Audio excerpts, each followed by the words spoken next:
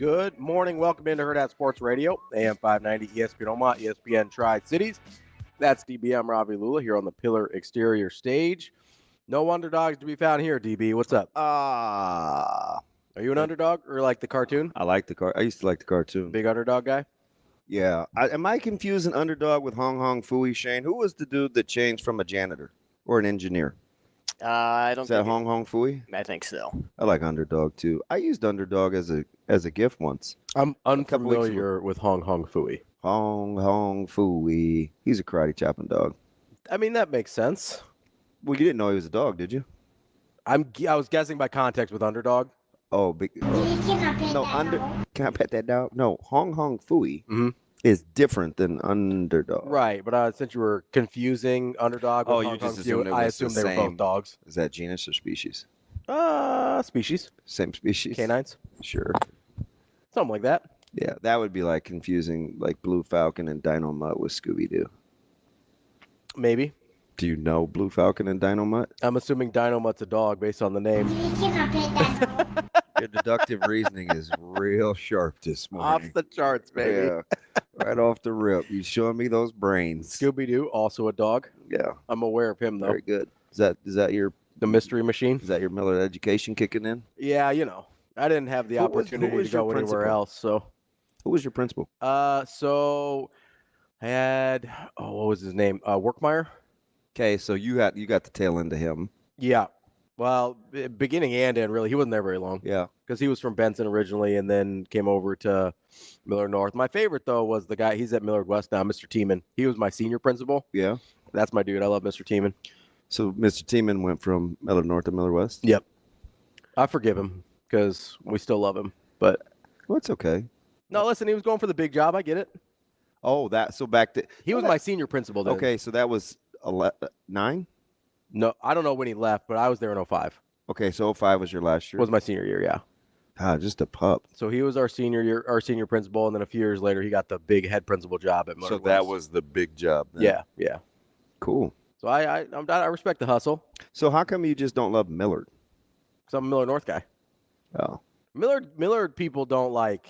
No. We don't ride for Millard. Who are you telling? I mean...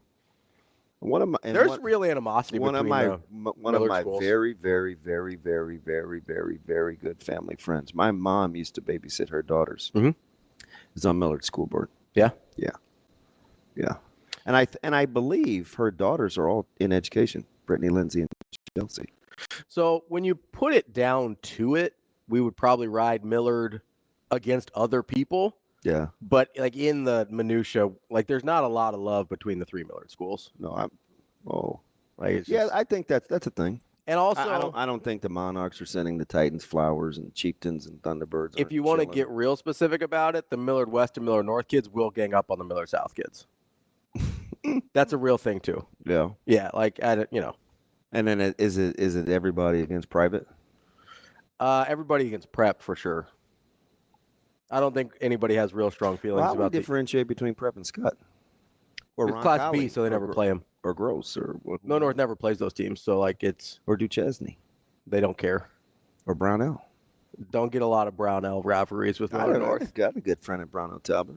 I think my cousin went to Brownell. I saw his parents. I saw the Scribners last year at the Jet Awards. Yeah. Hmm? I had one cousin, same family. One cousin went to Brownell. The other one went to Millard North. Really? Yep. I saw a Brownell alum at Elkhorn South. What's that game? Yeah. Yeah. She was married to my buddy. And she has kiddos at Elk South. Yeah. And her good friend is Sarah Sinclair, who's Bryson's mom. Yeah, the only time Millard North people or Millard people think about Scott is when they have friends that opt to go there. But since they're different classes, that's not something that crosses our radar pretty much ever. Like, you mean grade classes? No, like A, B. Oh, gotcha. Yeah. Gotcha. Like when you never play those teams, so it's kind of like, all right, whatever. Cool. Yeah. Do you want to like have a guy pop up on the? You'd pick a Millard North guy that you've recruited to be on your team to get behind you and come on camera and be like, he's riding with me. Oh, hey, Devontae, how we doing? Was that not the corniest thing ever? You probably yeah. Who would? No, okay, so this is funny. Yeah. And you're going to alienate some people. 100%. Since you. It's not like I don't on anyway. Who are you picking to pop up behind me? Yeah, Millard North. Like a football guy? Yeah, it's your choice. Or just you anybody? You love everybody over there. I mean, I do love everybody over there. We'll give shouts to my guy Jermaine. All right. No, wait a minute. Yeah. So he's not coaching anymore. He's like in the real big boy world. He's still coach. So he's over at, I believe he's doing Scut basketball this year. He's been I know he's been at Scut for a couple years. I'm well aware. Yeah. But he's black. I know him. I'm just kidding. No, he's black and from Omaha. You definitely know him.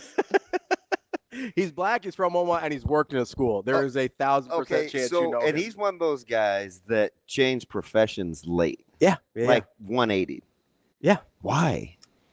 He had always wanted to become law enforcement, and I know he had tried earlier in his life, and it hadn't worked out for whatever reasons. Like that hiring process is a lot harder than people think. Yeah, but guess what? It's nowhere near as hard as firemen, and we need law enforcement. Like 100%.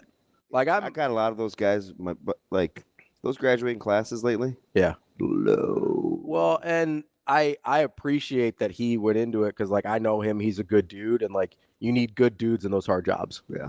And yeah, the fire. He seems like he would be the king de-escalator. Yes, 100%, 100%. That's cool. Like everybody just needs to chill. That dude loves kids. Everybody just needs to chill.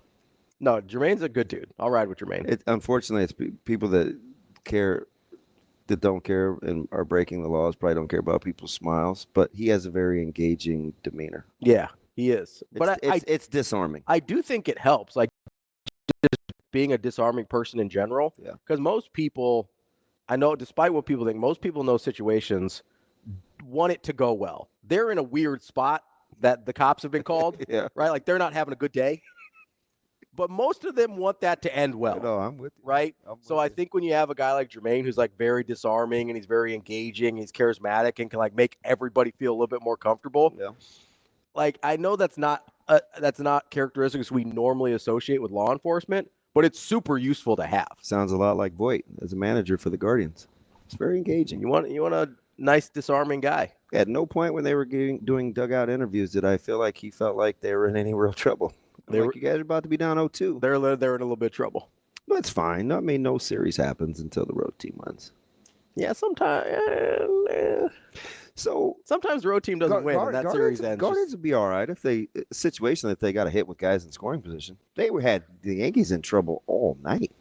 Yeah, and just didn't happen. Kind of like Shane, he couldn't perform.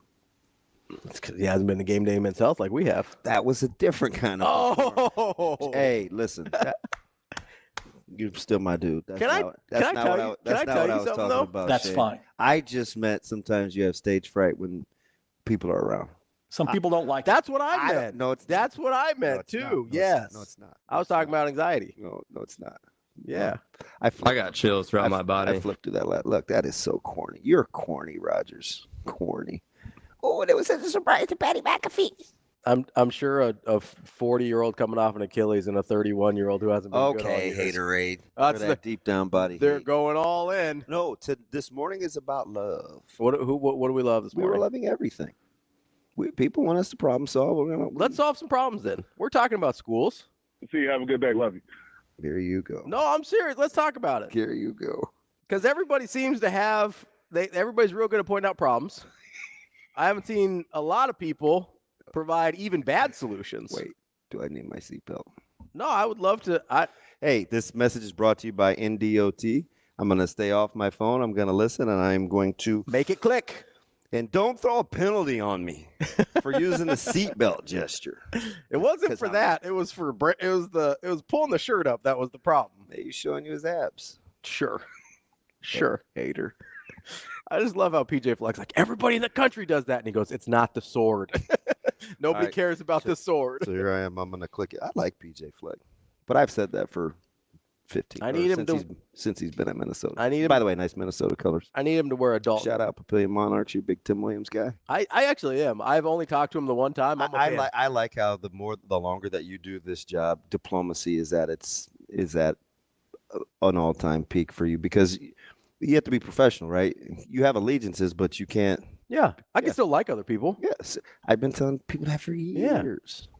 Like, And listen, Miller North plays Papillion. I want Miller North to kick their head in. I can still like Tim Williams. Yeah. Easy peasy. Shout out Monarch colors. Yeah, I just like this color, red, No. Your polo zip-up game is, as my man Carell Buckhalter would say, strong. Strong. Enterprise, Mississippi, baby. I like, We need to scratch. I like a good quarter zip. A squirter zip? A quarter zip. Well, I was trying to be like him. I'm not from Mississippi, though. Game day men's health. How are the older guys going to take it? Okay, sorry. I'm buckled. You buckled in? Yeah. Well, I've heard a lot of people talk about the problems with the NSAA and high school football here. And I'm kind of over it now. If we're going to have this conversation, we're going to have it. Let's have the conversation. I want to have the conversation because I've heard a lot of people point out the problems. I have not heard a lot of people point out solutions. And I know you're in the solutions business. So let's get into the solutions business. Okay. Let's get into it. Let's go, baby. Because this week, obviously, we had the Miller South Lincoln High thing last week. Yes. This week, Benson has forfeited the remaining 2 games on their schedule. So this isn't a thing that's going away. Correct. So let's get in the solutions business, DB. What's on your mind? You seem a little aggressive. Well, I think that a lot of people think that there's a really simple, easy solution to this, and there just isn't. I don't think. Maybe I'm wrong. But I don't think there's an easy solution to this because enrollment numbers and participation numbers aren't the same thing. Are you talking about within said school? Yeah. Enrollment numbers in a said school are not the same as participation numbers in a said school, especially activity by activity, right? So I don't know how you're supposed to predict that if you're the NSAA. I don't know how you're supposed to predict whether or not you're going to have a bunch of kids with open enrollment go to different schools. We saw that with Benson a couple years ago when their coach goes from Benson to Central, lost a bunch of dudes after that seemed like they had some positive momentum in their football program. All of a sudden, that's gone out of nowhere because a guy takes another job and a bunch of kids want to follow him. Not disparaging the kids or the guy, but that's what happened, right? And so just thought better opportunity. 100%. And listen, I was just talking about it with Mr. Tiemann. Love that dude. Saw better opportunity. Shout out, Mr. T. Would I know him if I saw him? Yeah, he's a tall guy. I know lots of tall people. Like he's might like, as well have said. He kind of like.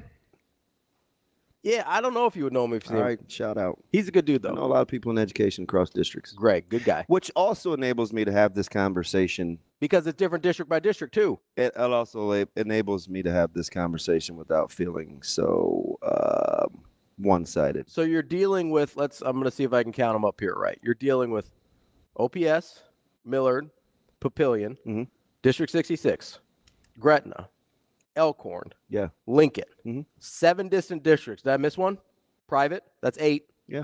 So 8 different districts essentially in one class. Correct. So you have, and we're not even going to get into the Mendons, the Overtons, the Amhersts, the Carneys. Yeah, I'm just talking about just in the Omaha metro area. We say NSAA. No, you're right. Like, so if people, again, so you got Kearney, have these conversations. You got Kearney, you got Grand Island, you got North Platte. Yeah, you have to educate yourself. But okay, keep going. I'm listening. So we're at double digits minimum of Class A districts that you're having to deal with. Sure. Correct me if I'm wrong. Not all those districts have the same rules, policies, and procedures. In terms of enrollment. And yes. Correct.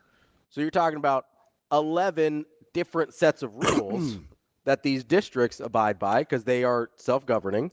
Some within the same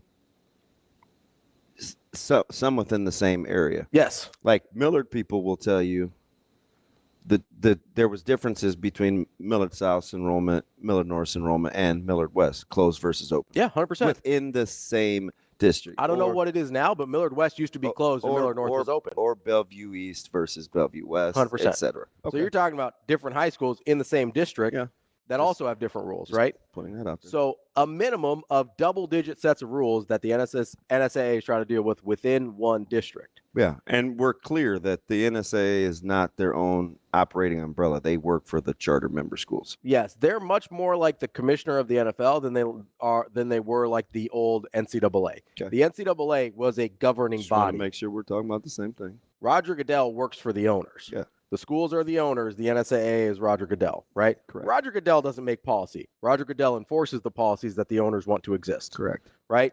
So that is another complicating factor in this. So all that being said, not an easy solution, regardless of whatever problem faces you. And I think we can acknowledge, like, yeah, there are real issues here that we would like to see solved. Now, if you're in the solutions business and you have all these complicating factors, where do you even start? So I think, well, for me, I think we have to understand that the enrichment experience is different than athletics or because for all intents and purposes, this is just my opinion, and anybody can feel free to call in. Anyone. 888-638-4876. You closet texters where I get these screenshots and you come across as friends, but you're really not, or educators or people in the media. Some of this is overlapping. Anybody can call in with an opinion. Like, it's wide open. Wide open first hour. So you don't have to go to the super secret message boards. You don't have to do any of that. Like, just give us a call. We are available. 888-638-4876. 100%. So the student enrichment experience, the enrichment of the student experience is different from an educational standpoint than intramurals or extracurriculars. So when you say enrichment of the student, what does that entail? The student experience, the academia portion, like the actual school part of the student experience, the school part of school. Yes. Okay. Is different than the extracurriculars. Right. Which is why, because you don't have to sit, if you transfer schools as a student, you don't have to sit out. You go to school right away. You just go to class the next day. Right. Yeah. But for extracurriculars, there may be a period. So those are clearly two different things. Sure. Okay. Although I don't know, like if I'm in Mendon and I want to go to Kearney and I like Kearney's band program, do I have to sit out? I don't know. Do I have to be on JV band? I don't know. These are rhetorical questions. Just food for thought. My guess is no. Okay, so so we got to figure that part out. And the other thing is, so there's multiple sides to this, whether you're open or closed. I talk about this all the time, and it goes over people's heads because they just want it to be about sports. Sports is the natural byproduct of what we see from said options. Now, if you're going to have charter schools, proposed vouchers, school choice, you cannot selectively limit what happens within public schools. School choice is simply school choice. Otherwise, people will say, well, you can't have this functioning. Now, people can go out of their way to make it as difficult on public schools as they can. And we've seen that throughout time, right? Budget cuts happen. State budget cuts happens. Public schools are always going to be affected. Okay.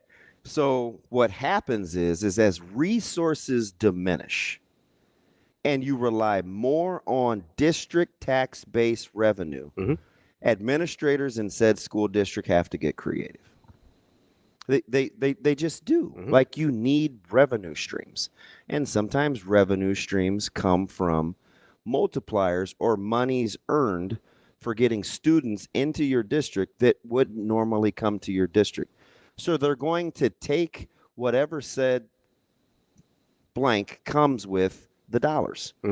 For some people, it could be special education services. Sure. We have a very good friend, Michael Severe, who had to take his time picking. His boys needed specific services. Okay. He picked his middle school based on said educational services from the special ed department. Wonderful experience. He had the choice to do that because of the services they provided. What people will tell you is, well, it should be different in athletics. Not that I believe with that, because my stance is, if you just want to say, DB, you're going to give me all sides of the discussion. My stance is, I want the student or student athlete I want the young person to have the best experience possible. I don't care where it is. Both in enrichment and extracurriculars. And if anybody has heard or seen or can produce anything to the contrary, let me know. But the good thing about telling the truth is you don't have to remember what you said. So I say all that to say, I don't care where you go to school. I don't really care what you do. kids have moved for special education services. People have moved for safety concerns. Mm-hmm. People have moved for athletic reasons. Because what happens is we get folks that want to establish policy that don't really have any skin in the game. Mm-hmm. I'm not sure how viable or how healthy it is to have somebody that can't relate to the struggles be the end-all be-all for the solution. And by struggles, I'm not necessarily even talking about socioeconomics. I'm talking about issues that you aren't familiar with that happen in your building. Mm-hmm. Just the challenges of right. Like educating. I wouldn't be the foremost person you would call on cooking Indonesian food. I love to eat, mm-hmm. and I like all types of food. Mm-hmm. Not so good with Indonesian food. Yeah. So I'm gonna sit this out, and I'm gonna see what everybody else says. But what's happening now is, and where has this been? Like, where were all these rallying cries for like my guys like Jerry Lovell who were at Bellevue East? And Bellevue East is getting their head kicked in. Mm-hmm. And we there was this undertone. Coach Woods, he had some good fellas over there. I mean, that loved to coach kids, right? And when Bellevue split, it was like people made choices. Mm-hmm. I like what this school has to offer, so I'm going there. And at first, it wasn't even about athletics. It morphed into that because of the numbers disparity. Mm-hmm. Then Bellevue would get into the close. See, nobody wants to have these conversations, but we're going to have them. Yeah. And then all of a sudden there was this thing, right, where it was like, okay, there's this disparity, but man, we got to play this game every year because it generates revenues. Mm. Oh, it's going to be our most well-attended game. It's a Bellevue thing. So that was cool. Mm-hmm. We could put the money in the pot and everybody splits it up. Yeah, now somebody's athletic experience isn't going to be enriched, but you sure will make money. Yeah. We've seen it happen with Papio and the Titans. We even saw it for all the he's a fantastic coach. For all the pushback Coach Peterson gets about his personality, this guy was fighting for Millard West and what was going on there within his own district. Mm-hmm. That's why I'm not like he's always going to be okay with me because is the kid experience. Yeah. I say all this to say, even within the districts, getting on the same page is a real thing. And we'll get to the Metro here coming out of the break. If you want to go here, we'll go all the way here. Let's go all the way here. That's DB. I'm Ravi Lulla. More Hurrdat Sports Radio coming up next. We're back here on Hurrdat Sports Radio, AM 590, ESPN Omaha, ESPN Tri-Cities. That's DB. I'm Ravi Lulla here at Hurrdat Sports Bar and Grill. You can also catch us on Twitter, Facebook, and YouTube, where we've got a lot of comments already about this school discussion that we're having. I'm going to start positive. Erica says, shout out to Kearney High School Bearcat Band. Yeah. We love the band. Love the band. SkyMax says his former band dad who had a daughter that transferred her junior year of high school. That's a great item to bring up. There's a lot, and then Lance chimes in. Which one? Lincoln? Yeah. I know his stance, but go ahead. He goes, he doesn't think the example you gave of Sevier is the same because he's in the same district. He doesn't think that transferring within the district. You see, he missed the point. His scope is too narrow. Mm-hmm. Sevier is fortunate enough that the school provided those services. Mm-hmm. What if they didn't? There you go. I didn't even get a chance to get to that. Well, let's get to that. He doesn't want to have Lance, I'm telling you, you're my boy. You do not want to have this conversation with me. And I'm not saying I'm right, but what I am telling you is I don't have to remember what I said or change what I said because I'm for the student experience. So whatever is best for the student, I'm probably going to lobby for. Mm-hmm. So here's the other thing, since Lance, let me cook here for a second. Yeah, let's go. He was fortunate that middle school provided those services. See, other schools that have quote unquote open enrollment may not. So what's been the big shift at Westside? Okay, mm-hmm.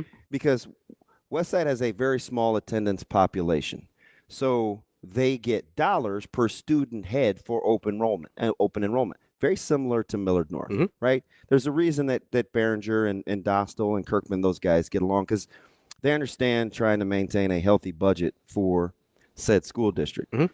So what did Westside have to do? Well, Westside had to create a new vision for the district, because there were going to be students in the district that I'm not going to say ill-equipped, but they needed to revamp for. For example, and this was not on Dostal's watch. This was back when I was at OPS. I went to Westside when I was transitioning kids out of the Douglas County Youth Center for the Title I department in Omaha Public Schools to talk to them about testing and providing services in the area of special ed because they were inexperienced. Their caseloads were very small. And what they've had to do is, as the student population changes, mental health, services provided, what more people can qualify for, 504s versus IEPs, these things that people don't really want to deal with, but if you really love education, you do deal with. So what happens in closed enrollments versus open enrollments? Well, in closed enrollments, you can control your numbers. You can say, hey, we only have 18 kids on our special ed caseload, and our services are for this, because in those buildings, they don't have to staff it because they can control their accommodations. So that's the downside of taking on the money that comes with open enrollment. One of the reasons that people stay closed is because they want to control their population. That's no secret. And really control their budget as well. Right. Yeah. Because there's this. Do you know how long I had to wait 3 years to move? 3 before I could get anywhere. So where I felt like it was advantageous to be closer to Westside. Right. But we knew he had to opt in as an 8th grader. That was hard. That was really, really hard. I said out loud, real time, I almost didn't talk to my own kid. And there was probably a couple hours where I didn't. I said, are you sure? Are you sure? Are you sure? Are you sure? Are you sure? Keep in mind, he didn't want to come. You know why he didn't want to come to where I was? Where? Why? He didn't like all the experiences. Yeah. I want to do something different. I don't want to follow my dad. Okay. I understand that. So what did he want to do? He wanted, academically, this is what he wanted to do. So I was like, shoot, logistically, split household. I'm just getting like settled in my personal life with a new endeavor there, getting remarried. So he had to think about all these things logistically. And at the end of the day, he chose not to go to school, because this is another thing too. It's a separate sidebar. I'm like, okay, if you do this, we're not leaving. It will have to be something catastrophic that gets you out of this building. So you better be sure. So he spent 2 days there. He spent 2 days there not going to school, like following kids shadowing. around. Yeah. Went to the business finance class, like the modular scheduling, whatever. Because sometimes what parents do, and this is what they're not telling you. See, parents want to, if you're fortunate enough to be able to afford to live in an area that provide all the services that you feel like your child needs to enhance their academic experience, then they stay right there. Do you care, or what do you tell people that may not want that? Because here's the thing that people don't want to talk about. Not all people that are classed the same want to be around the same people all the time. Yeah. Right? There's a young man that's over at prep whose mom did not want him in public schools because she didn't want him in that quote unquote environment. What am I supposed to say to her? Don't go to prep? Well, how come you don't want him at said school? Well, there's too many people that look like him. I don't want him around that. Should that not be a thing? No, I mean, I get it. That's a real thing. Yeah. You want to go to the educators? How about the educators in said building, right? If open or closed. Sometimes the reason why they don't get fulfillment and enrichment from their job is because it's not diversified enough. It's the same thing day after day after day. And they can't just go get another job, but they do look. They do. They do often look. I know that for sure. Like, are we going to act like flight isn't really a thing? Yeah. But no. For students and teachers. How about people just wanting jobs? Yeah. How about Like, do you work close to your home? Ideally, you'd like to. Love to. But if it's right? it's not feasible, Right. then you probably work far from home. Or what if there's a better opportunity at a place far from where you live? So that it's just morphed into athletics. Because it's the thing that has a scoreboard. Listen, the Overtons, the Bradys, the Gothenburgs, the Mendons, the Amhersts, the Carneys.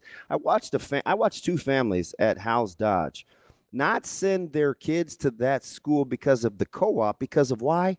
Money. Did not want that money, that farming money being spent in that community. So what they do, they drove their kids to the goddamn water tower so they could go to school at West Point. Like, let's not act like this hasn't been going on for years. Again, nobody's sending Coach Lovell or Coach Drennan.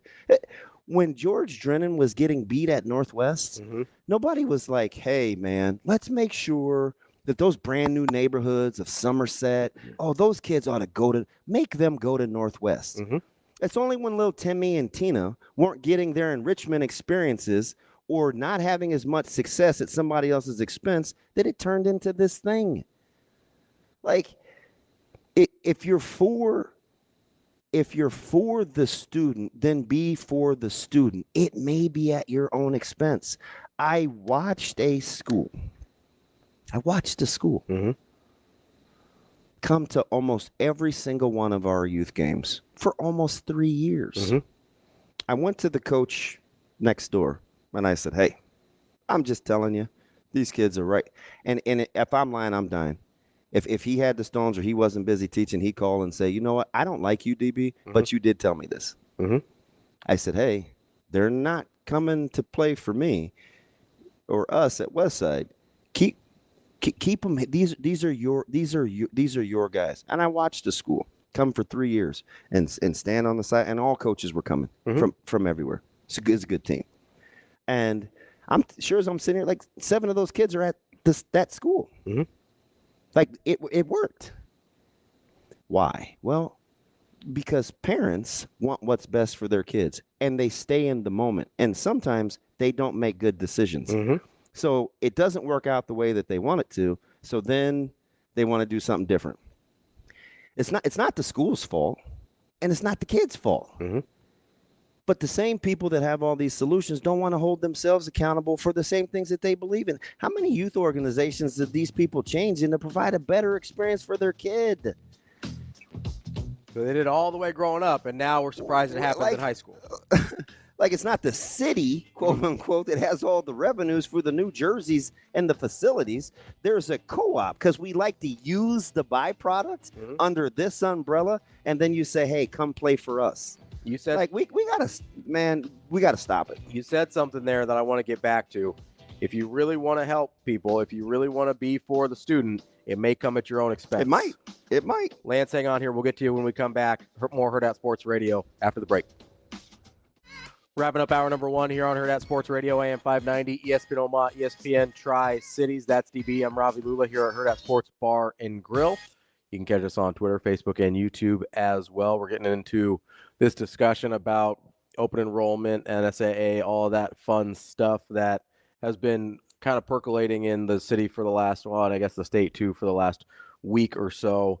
And DB, you said something that kind of caught my attention at the end of that last segment, where you go, hey, if you're really for what's best for the kids and what's best for the student enrichment experience, you have to accept that it may come at your expense. Yeah. That's, I think, where the solutions part becomes troubling for some people, because most people, whether it's school, whether it's business, whether it's family and relationships, most people I've found aren't real excited about finding solutions that come at their own expense. And is that, I mean, we've laid out, we've done a really good job of laying out why this is a complicated issue, right? It's extremely complicated. But is that the core reason we can't find a good solution? No. Okay, so let's get into that. Well, let's take this call first. We got Lance on the line here talking about open enrollment. Lance, what's going on? Hey, is this thing on? Yeah, you're on, babe. Hey, bud. Question for you. So I was reading through the District 66 open enrollment FAQ, and I appreciate you dropping some knowledge on the process. I had a daughter. My oldest daughter goes to Gretna East, played sports there.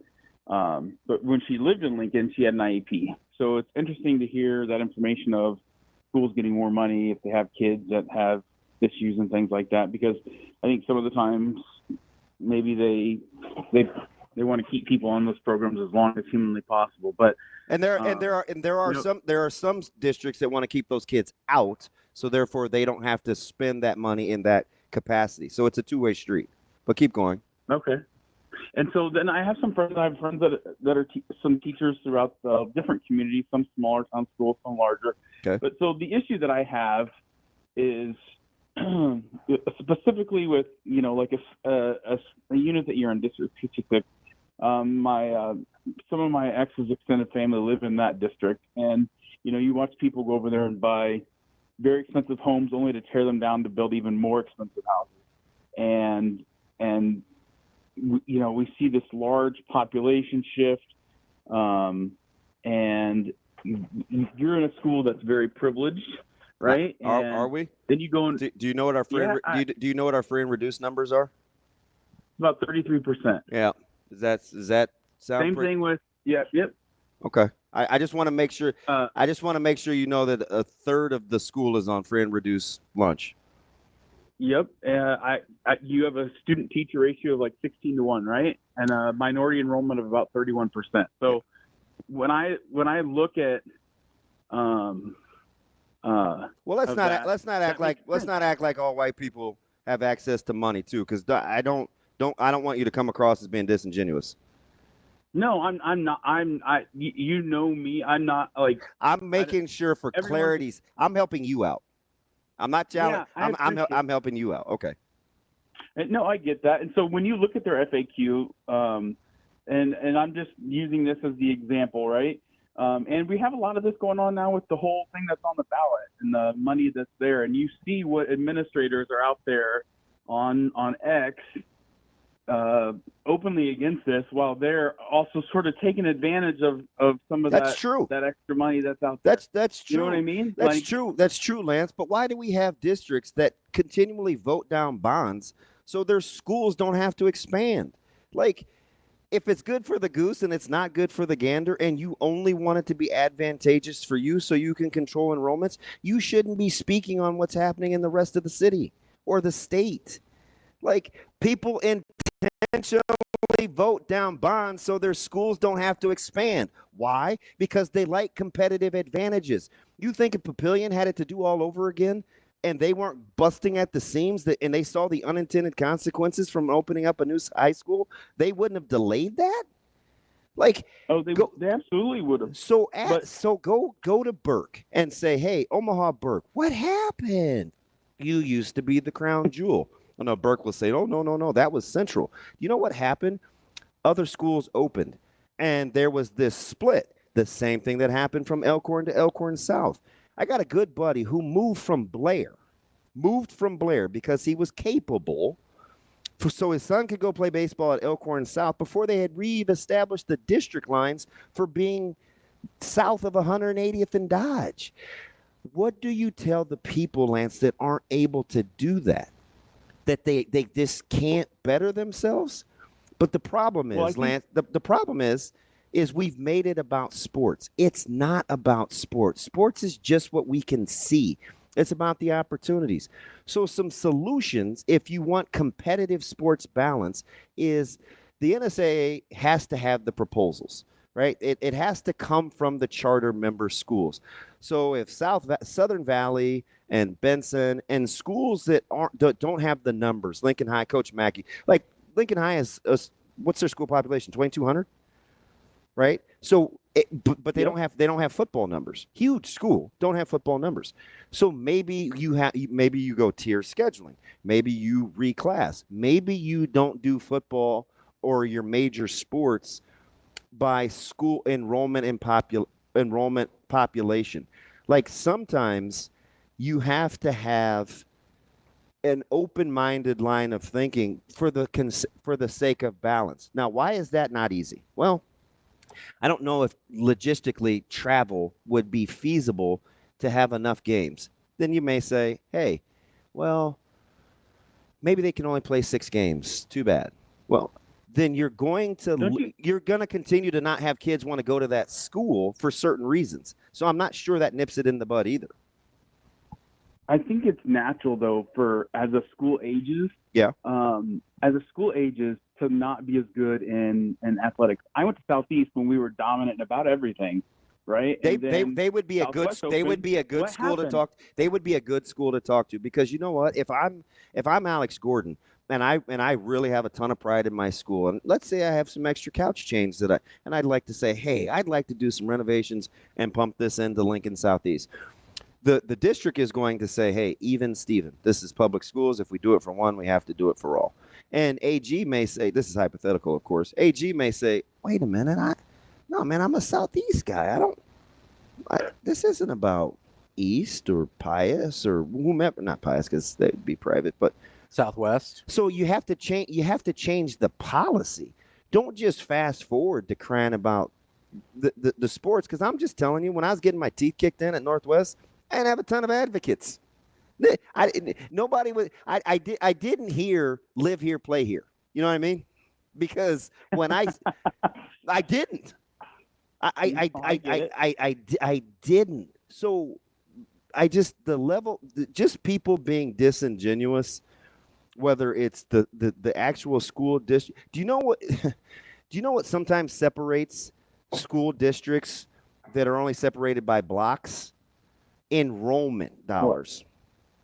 Enrollment dollars.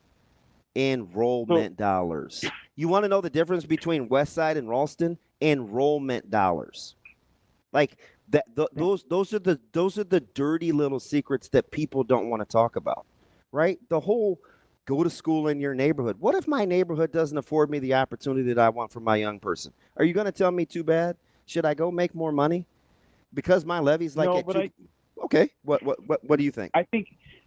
I have a buddy that has an extremely talented daughter in basketball. Well, you have an extremely talened daughter in basketball. Yeah, I do. I have a buddy who has an extremely talented daughter in basketball. How would you handle it, Lance? So I'm going to use my buddy as an example. Why not use you? You're in it. My daughter is not at the level of this girl, and this girl's a 6th grader being recruited by 3 different high schools. Okay. Now, when I go and look at, and I'm telling you, she lives as far away as the one that's probably recruiting her the hardest, as you will find. I mean, I'm just telling you, and what I find really odd is when you start doing that, and then you go and look at the option enrollment FAQs, and you see things that are out there of like, hey, we don't look at when you apply as it's supposed to be blind, right? It's a blind resume. Yep.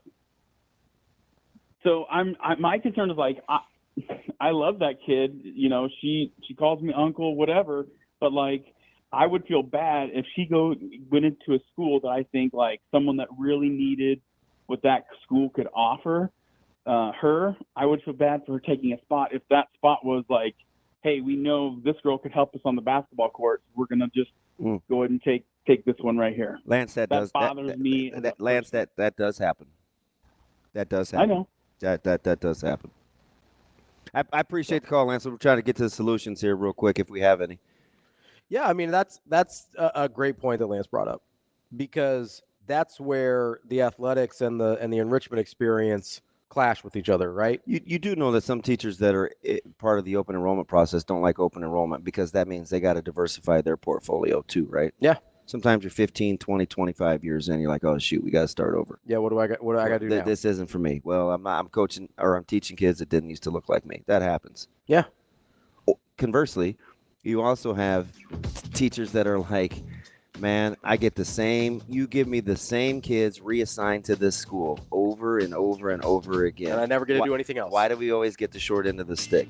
Why don't I ever get to do anything else with my classroom? It's very hard to legislate athletics without legislating opportunities and restricting freedom within the school boundaries. It's not just very hard. venture to say almost impossible and probably a mistake to try and legislate athletics without taking the greater school picture into account. We'll talk NSAA later this week. We'll get Newhouse or somebody on. Brian Christopherson coming up next. Kicking off hour number 2 here on Hurrdat Sports Radio, AM 590, ESPN Omaha, ESPN Tri-Cities. That's DB. I'm Ravi Lulla. We're joined by Brian Christopherson from Husker 24/7. BC, what's going on, man? I'm doing well. Thanks for having me, guys. We got to send a shout out to 9-year-old Flora who listens to this segment. She's on her way to piano lessons. Oh, and awesome. Yeah, I request that she asks her teacher to go through every fight song on Nebraska's schedule and learn how to play it. That's my assignment for her. So, does your teacher does she have a pretty expansive base? Because I know she can teach a 9-year-old, but do you think she could teach me? Because I've talked about this for like 15 years. One thing that I really want to do, BC, is I want to learn to play I always would say the keyboard, but the piano's the same. It'd be the same thing. Yeah. Think he or she has the temperament? Yeah, sounds like it. I mean, now you know me. Is there much of a difference in personality between Flora and I? Pretty similar. I would say you could have some conversations that are on the level. Probably, yeah. I think you're probably about there. Sounds like you got some work to do with your math skills. So get the flashcards out. But no, I appreciate the shout out. It was a little shout out on Twitter, now known as X, from Flora's dad. So I hope they're having a good trip listening to me babble. BC, so we were speaking about people heading to school and things like that. We're having a lot of NSAA talk this morning. So I'm curious. You're an Omaha North guy, right? I am, and I'll warn you beforehand. I know the subject is hot right now, and I don't have a good take to say. So, but you know what? Knowing what you don't know is what makes you smart, B. That I wish other people were like that. I appreciate that. I promise not to ask you any tough questions. I was just curious because we were kind of talking about why people go to different schools. Were you I know back when I went to school, it was thought about less, at least in my circle, and maybe that's just because I grew up in a neighborhood with a good school, but were you in neighborhood for Omaha North, or did you choose to go there for a specific reason? No, I went to Omaha North as part of the magnet program. See? So I went to McMillan Junior High, and then got to, all my friends at that point in junior high were going to North. And so I had an option between 5 schools back then. I think my neighborhood school would have been Burke, or Northwest was a school I could have went to. But I just had all my friends going to North, and at the time, North was just humming with student population. I mean, our freshman class was ridiculous. It dwindled by senior year. I was class of '99. That's how old I am now. But and it was very attractive to North at the time with the magnet programs to draw in people that looked like you, BC. Yeah. Right. That's those are the kinds of things that I'm talking about when people say, well, why don't you just go? Some people invite diversity, and it matters within the building too, even when it goes contrary to popular belief the other way. We want the smart white guys too, right? But people don't want to say that, BC. I'm just being honest. And don't worry, we all know you're smart. A dumb white guy like me too. But I'll say this, from my Omaha North experience and McMillan before that, I always just speak so glowingly about it because it was such a diverse school. Yeah. And it was a great community too. Like the chemistry that we had within the walls when I was there, it was really incredible. And I made friends from different backgrounds all over the city that you wouldn't expect. So that was my experience in high school. Things were different at the time and how everything was handled. And so I know there's a lot of different levers being pulled on now, and things have changed. But I am a proud North Viking, that's for sure. It was very important for North to be able to draw folks like you in. That was a beautiful message, B, and it was very innocent and authentic in nature. There was I'm telling you, this is one of those things I'm passionate about. I am dead serious. See, the schools want people like you. They do. We're just afraid to say why. I'm not, because it's happened to me at my own expense, and I've also been at schools that reap the benefits. So honesty is the best thing, and you did it for opportunity, right or wrong? Mm-hmm. Yep, you had opportunity, right? Okay. Well, I just want to make sure. It was a math and computer magnet school, and what I got, my opportunity actually came through journalism. It's interesting. I didn't know this when I ended up going to Omaha North. Michael Kranak was the teacher, was a brilliant teacher, and I ended up they won state titles while I was there in journalism and stuff like that. It really got me into it. So it's interesting just how things work out, and it ended up being a blessing for me. Shout out to high school journalism. I was right there with you there, BC. And look how he turned out. Yeah, I mean, I'm not as shining. That's true. I'm not as shining of an example as you are. But Bruntz came from that same program I did with that, the hoof beat back in Miller North. So, yep, he did pretty good too. In the same vein, I got to be cool with DJ Coleman, who leaves Macmillan to go to Miller North. Yeah, right. It's just like that. BC, let's hop into Nebraska, Indiana here this week. Obviously, a lot of talk about Indiana start to the season. I'm going to ask you the same question we asked about Rutgers. Okay. Do you think Indiana is better than we think they are, not as good as they think they are, or as we think they are, or exactly as good as we think they are, as kind of a fan base culture in Nebraska area?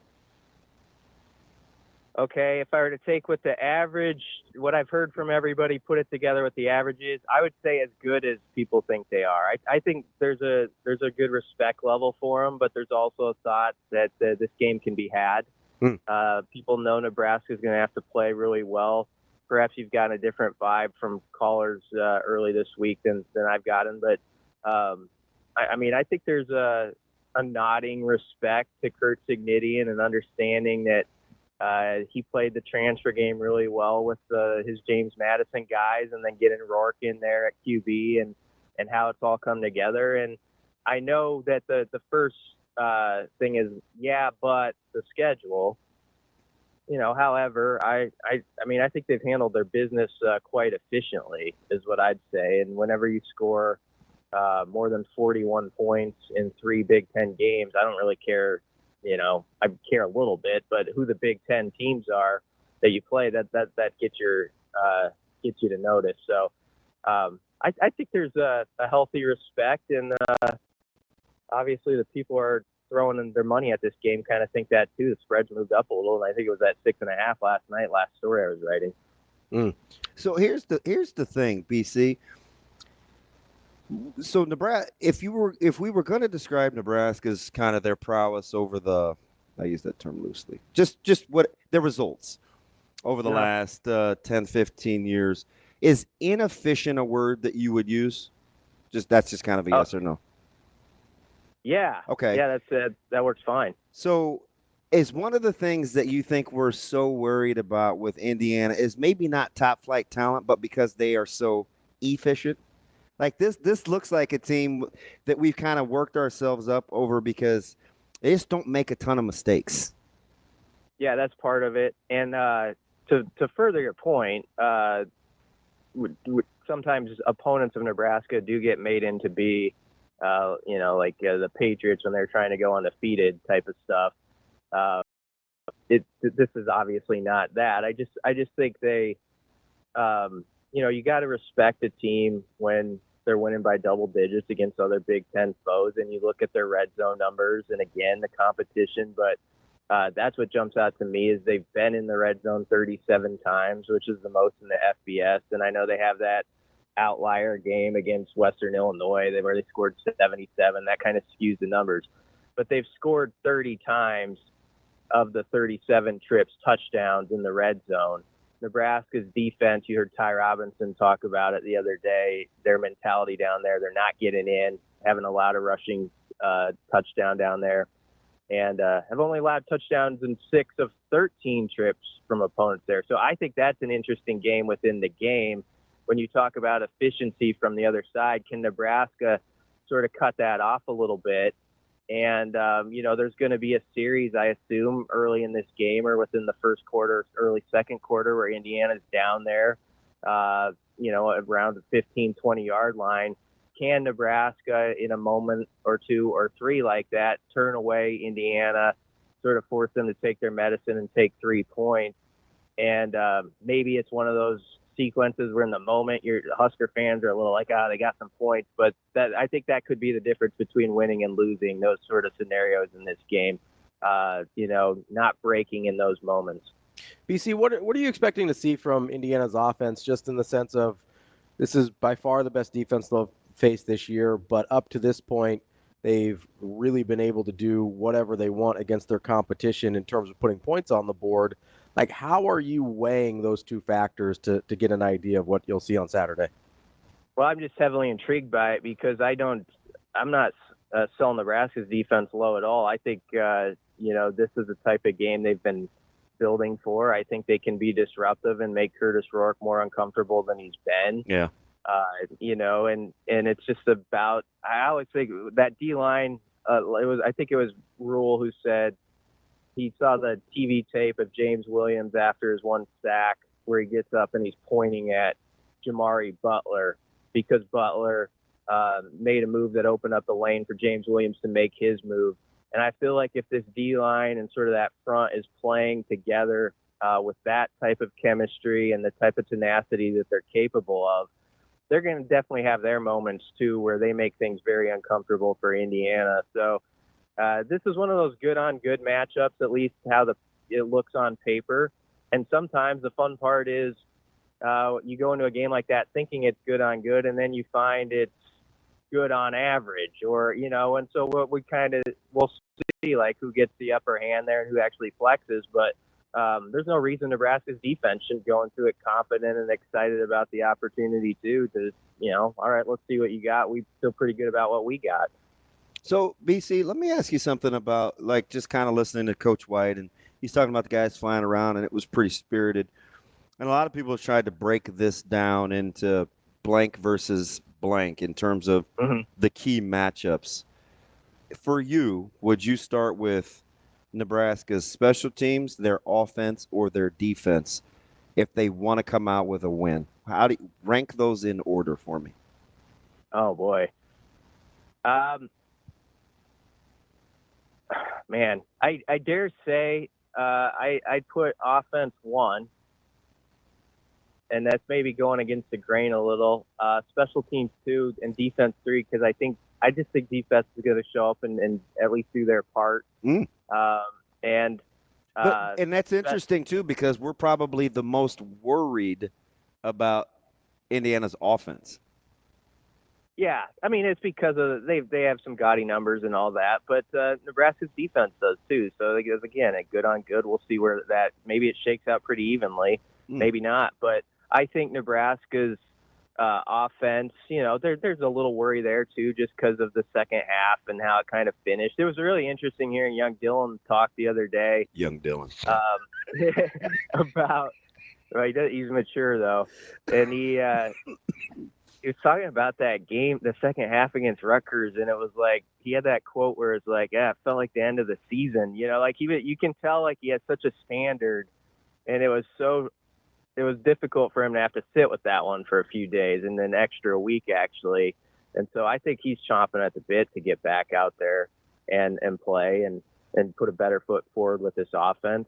And a big part of that, though, 1 and 2, you could almost say 1 and 2 have to be married together, like the offense and special teams. Like Nebraska's special teams obviously has to avoid the catastrophes that Rule talks about.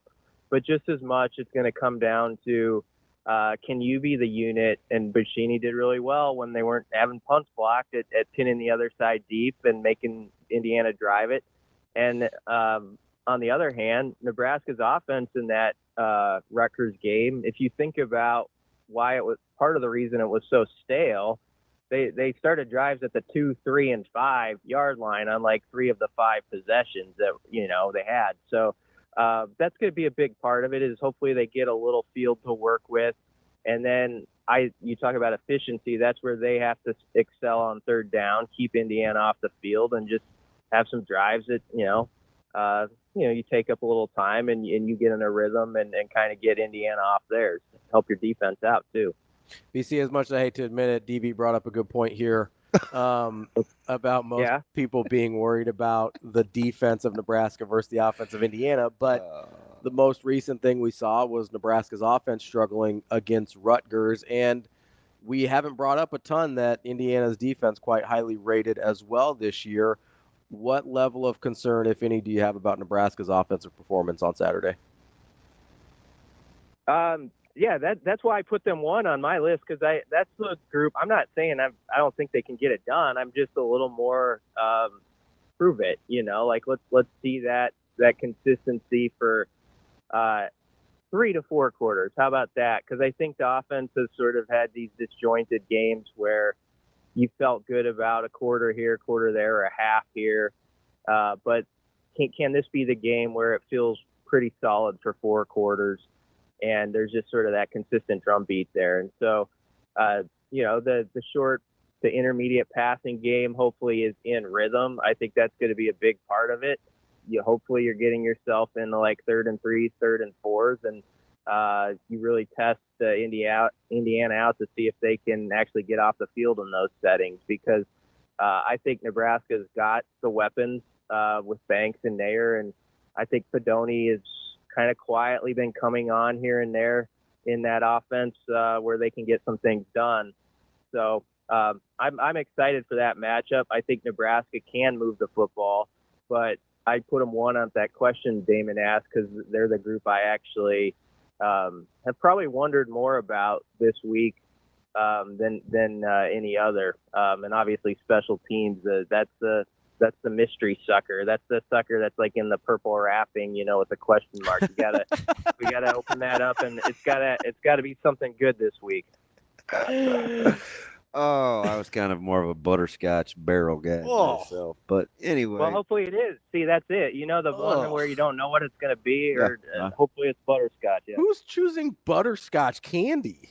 That was kind of my jam for those Are you talking about the Dum-Dums, right? Those were any butterscotch. Like get out of here. Bill Gin Dum-Dums is what I think of. Yeah. That's my buddy Chad. I had a good buddy, Chad Morford. We would walk to Goodrich, and I would get butterscotch malts. That was like my jam when I was a kid. Ugh. We got to remember, man, like BC, I was going to say every black kid. You're like, well, how would I know? Didn't everybody, you're a butterscotch guy, BC. Like, didn't everybody have like the Brock's butterscotch discs and the little strawberry candies? Like, that was the jam, wasn't it? BC? Yeah, what was that? You're like BC, you went to Omaha North. Tell me about the butterscotch. Comes first full circle. That's all that. That's all that diversity you hung out with. You learned to love butterscotch, right? I did. You're the goat, B. Is that where the Werther's thing came from? You get some Jim's Rib Haven, and you get a little butterscotch to finish it off. I think butterscotch. It might be is it generational at all? Because I feel like grandparents of my generation, and maybe some parents had more butterscotch out on the coffee table or something like that, treats. So maybe that's it. Yeah, I'm trying to move the conversation a different direction. I think it might be a generational issue, BC. I think you're right. So B, when we're talking about Nebraska offensively, you think shot plays and the willingness to take some shot plays come before an established run game, or do you think the established run game comes before the shot plays when you look at how much zone or how Indiana likes to play defense, at least statistically? I definitely think some shots could come early, and I was just thinking about a guy like Jalen Lloyd during the break, this bye break, and how last year we were a little bit spoiled because he had the 6 catches, but 3 of them were just unbelievable explosions of 58 yards. And it feels like something like that, too. He's been close on a couple that he's had, on the fake punt and all that stuff. So I just could see a wild card like him popping up for a big play early in this game. Ja'Cory obviously is capable of it. And, this is also that stretch where Nair and Banks came in here. They've done some good things. You've seen that they can win 50-50 balls and stuff like that. But this might be that portion of the season where they've gotten some more comfort with their quarterback, and let's see if this thing can take off to another level a little bit. And so I think Nair is a tough matchup, for them and I could see him getting loose for a deep one, and maybe that does open up the run game. So it wouldn't bother me if Nebraska tests out, Indiana with the long ball once or twice early, and at least to keep them honest, and then kind of work off of it. Wait, BC, so you're telling me that you don't have to establish the run game in order to make everything else work. Sometimes it can work backwards. Well, it can. I understand you got to play the cat and mouse and see what they're giving you, and maybe it goes the other way. But definitely that can sometimes be the case. And so if we see a long throw early and it's incomplete, you kind of can nod your head to it and say that there can be a purpose to it still. So obviously it's better if you hit, but I understand if you want to spread them out a little bit, make them think about it, let them know you're going to do that. It wouldn't shake me up at all if I saw that. And I think Nebraska's got some guys who have more plays in their bag with that sort of thing, and some of the explosives in the pass game than we've actually seen so far this season. So we'll see if some of that can come out Saturday. BC, it's interesting too. This may be a good case. I was going to say test case or case study, so I said test case of the whole Nebraska factor after you play a team, because Indiana, health-wise, has managed to stay relatively healthy. I know they'll probably get their linebacker back this week because of the bye week, but they play a lot of the same guys. Their player participation sheets they play their guys well into the fourth quarter. I'd be curious to see what happens the week after a team like Indiana plays Nebraska. Unfortunately, Nebraska has to get them first. You know what I mean? But this would be one of those times where context matters when you apply something to a trend. Yeah, it does. But also within this game, you can test that out a little bit and they say, okay, let's see if that lack of depth or I guess just rotation development that you've got going so far this season, if that works against you on this Saturday, where you get to the third or fourth quarter and maybe you are starting to pop some runs and you get into that 75 plus rushing yards late in the game. So all sorts of interesting things. I'm also interested, guys, how a program like Indiana, which I'm very respectful of their team, but they're not used to like a big noon setup on their campus and all this stuff with football. Sometimes that works against the program that's new to it, and they don't respond as well when they've got that environment sort of in the air. So I think there's a lot of things that are a good setup for Nebraska psychologically in this game. You just got to go in there and handle your business, do what you can do, and I think they can win it. That's Brian Christopherson, Husker 24/7, who started all these problems by open enrolling back in 1995. Thanks a lot, BC. My fault. Thanks, guys. Thanks, B. Thanks for having me. Kevin Sjuts coming up next. Halfway through the show here on Hurrdat Sports Radio, AM 590, ESPN Omaha, ESPN Tri-Cities. That's DB. I'm Ravi Lulla. We're back here with Kevin Sjuts from 1011 News in Lincoln. What's up, Kevin? Good morning, and I hope that you guys feel the same way I do. The bye week was nice, but it's even better to be back in game week. I'm like the players, rested and recharged for the remaining 6 games. Are you like one of the freshmen or like one of the veterans? The freshmen that are like, oh, man, I hate bye weeks. You're like one of the veterans that are like, yeah, we need a break. No, I'm a veteran, and I loved watching all the football this past Saturday. Yeah, that was a joy.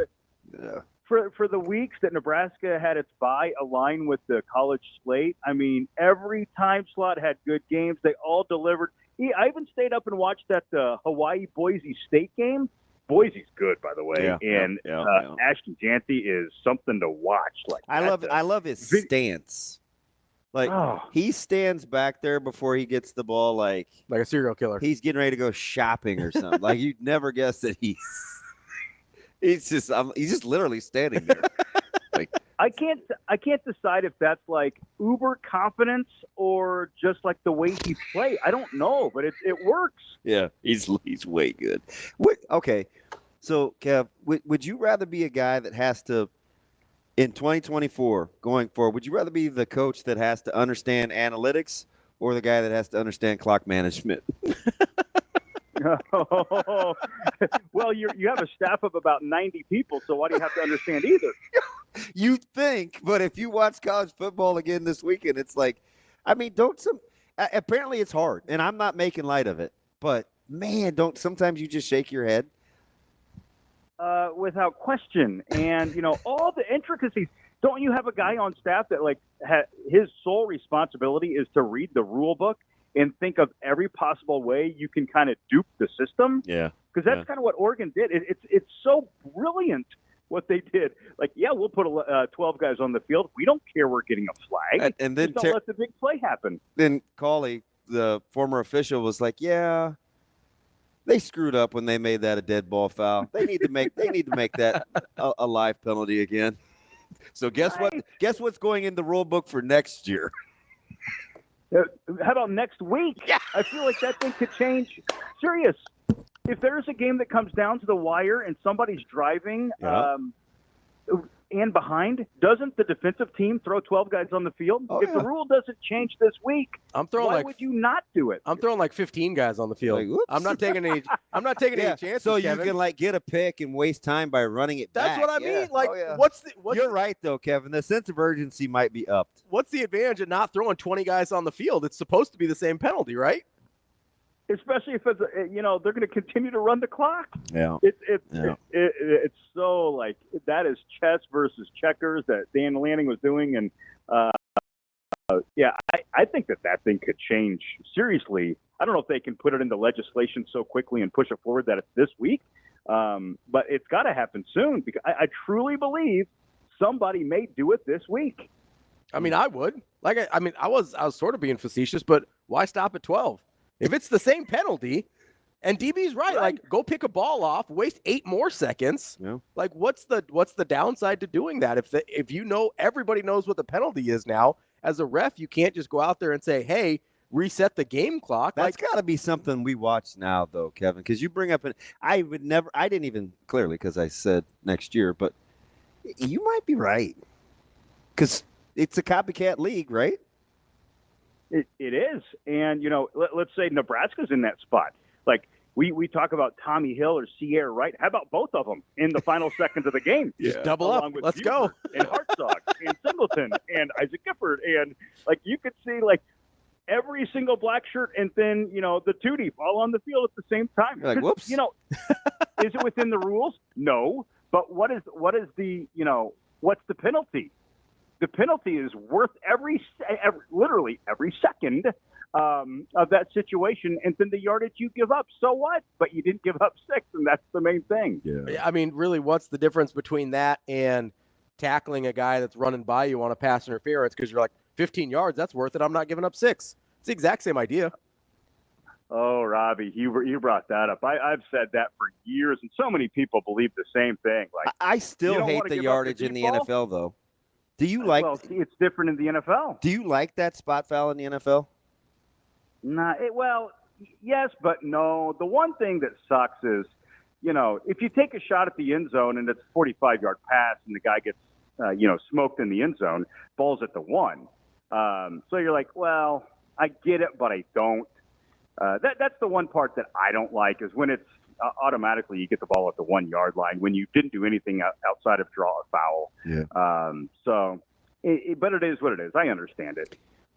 I asked earlier if you would describe kind of Nebraska's tenure over the last 10, 15 years as inefficient, is it Indiana's efficiency that has us the most concerned? Because I don't think it's individual players, even though Indiana has some good ones. They come across as highly efficient.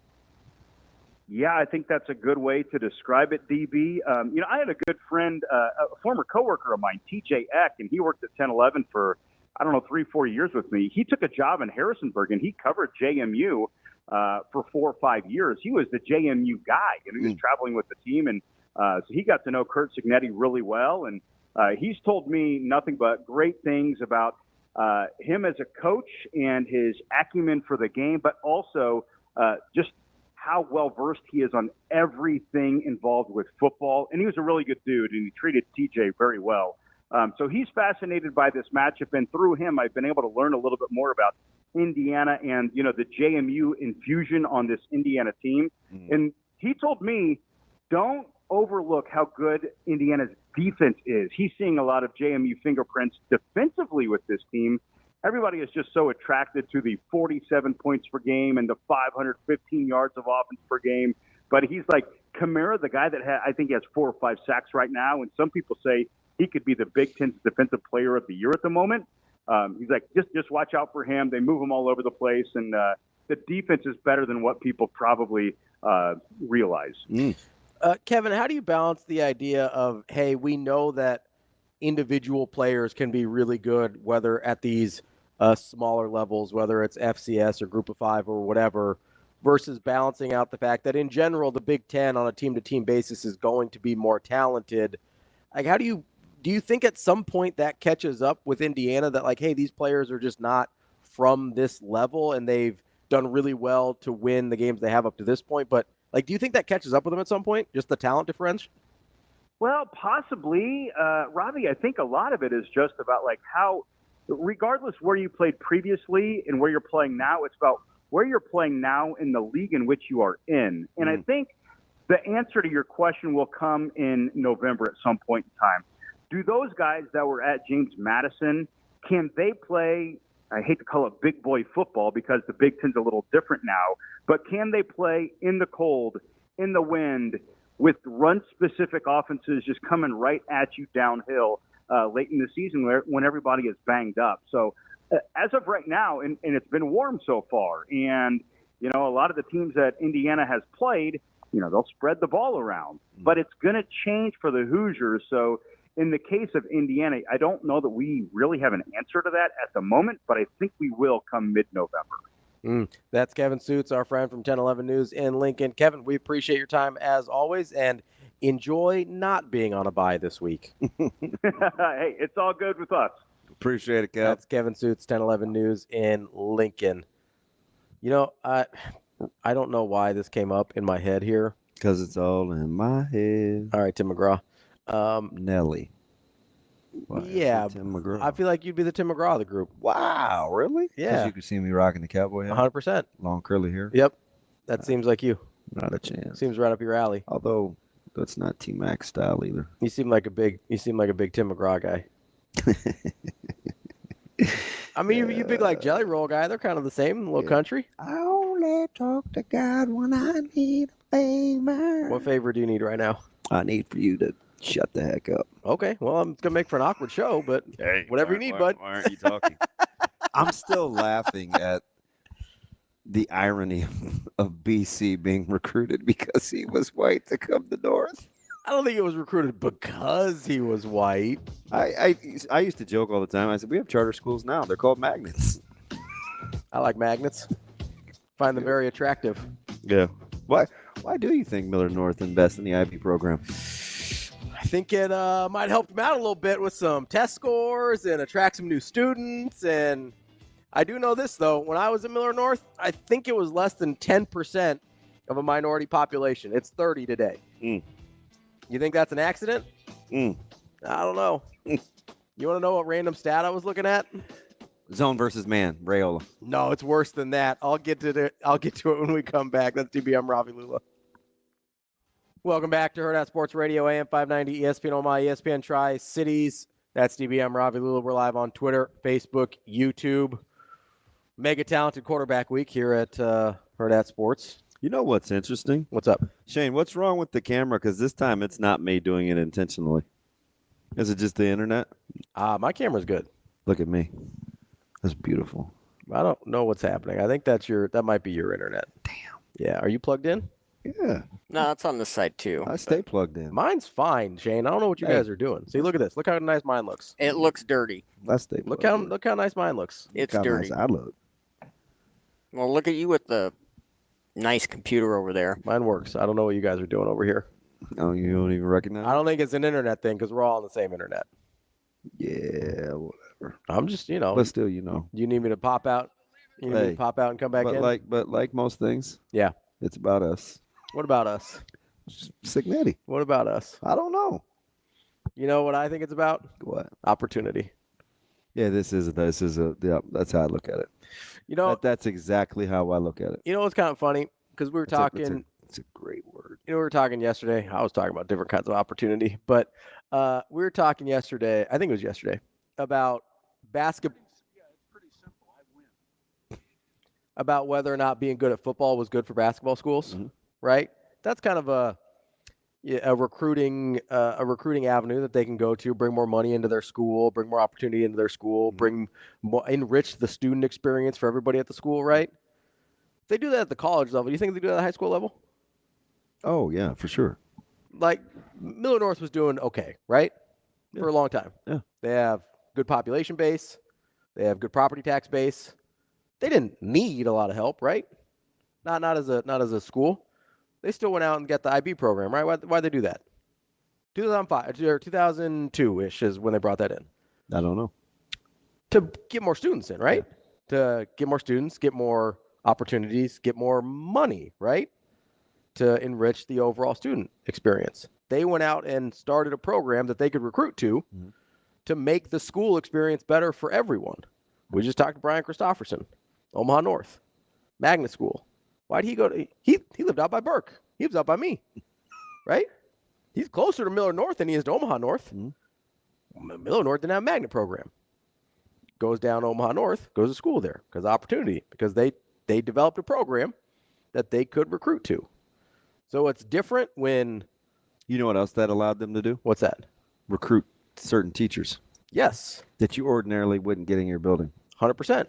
Because teachers like opportunity too.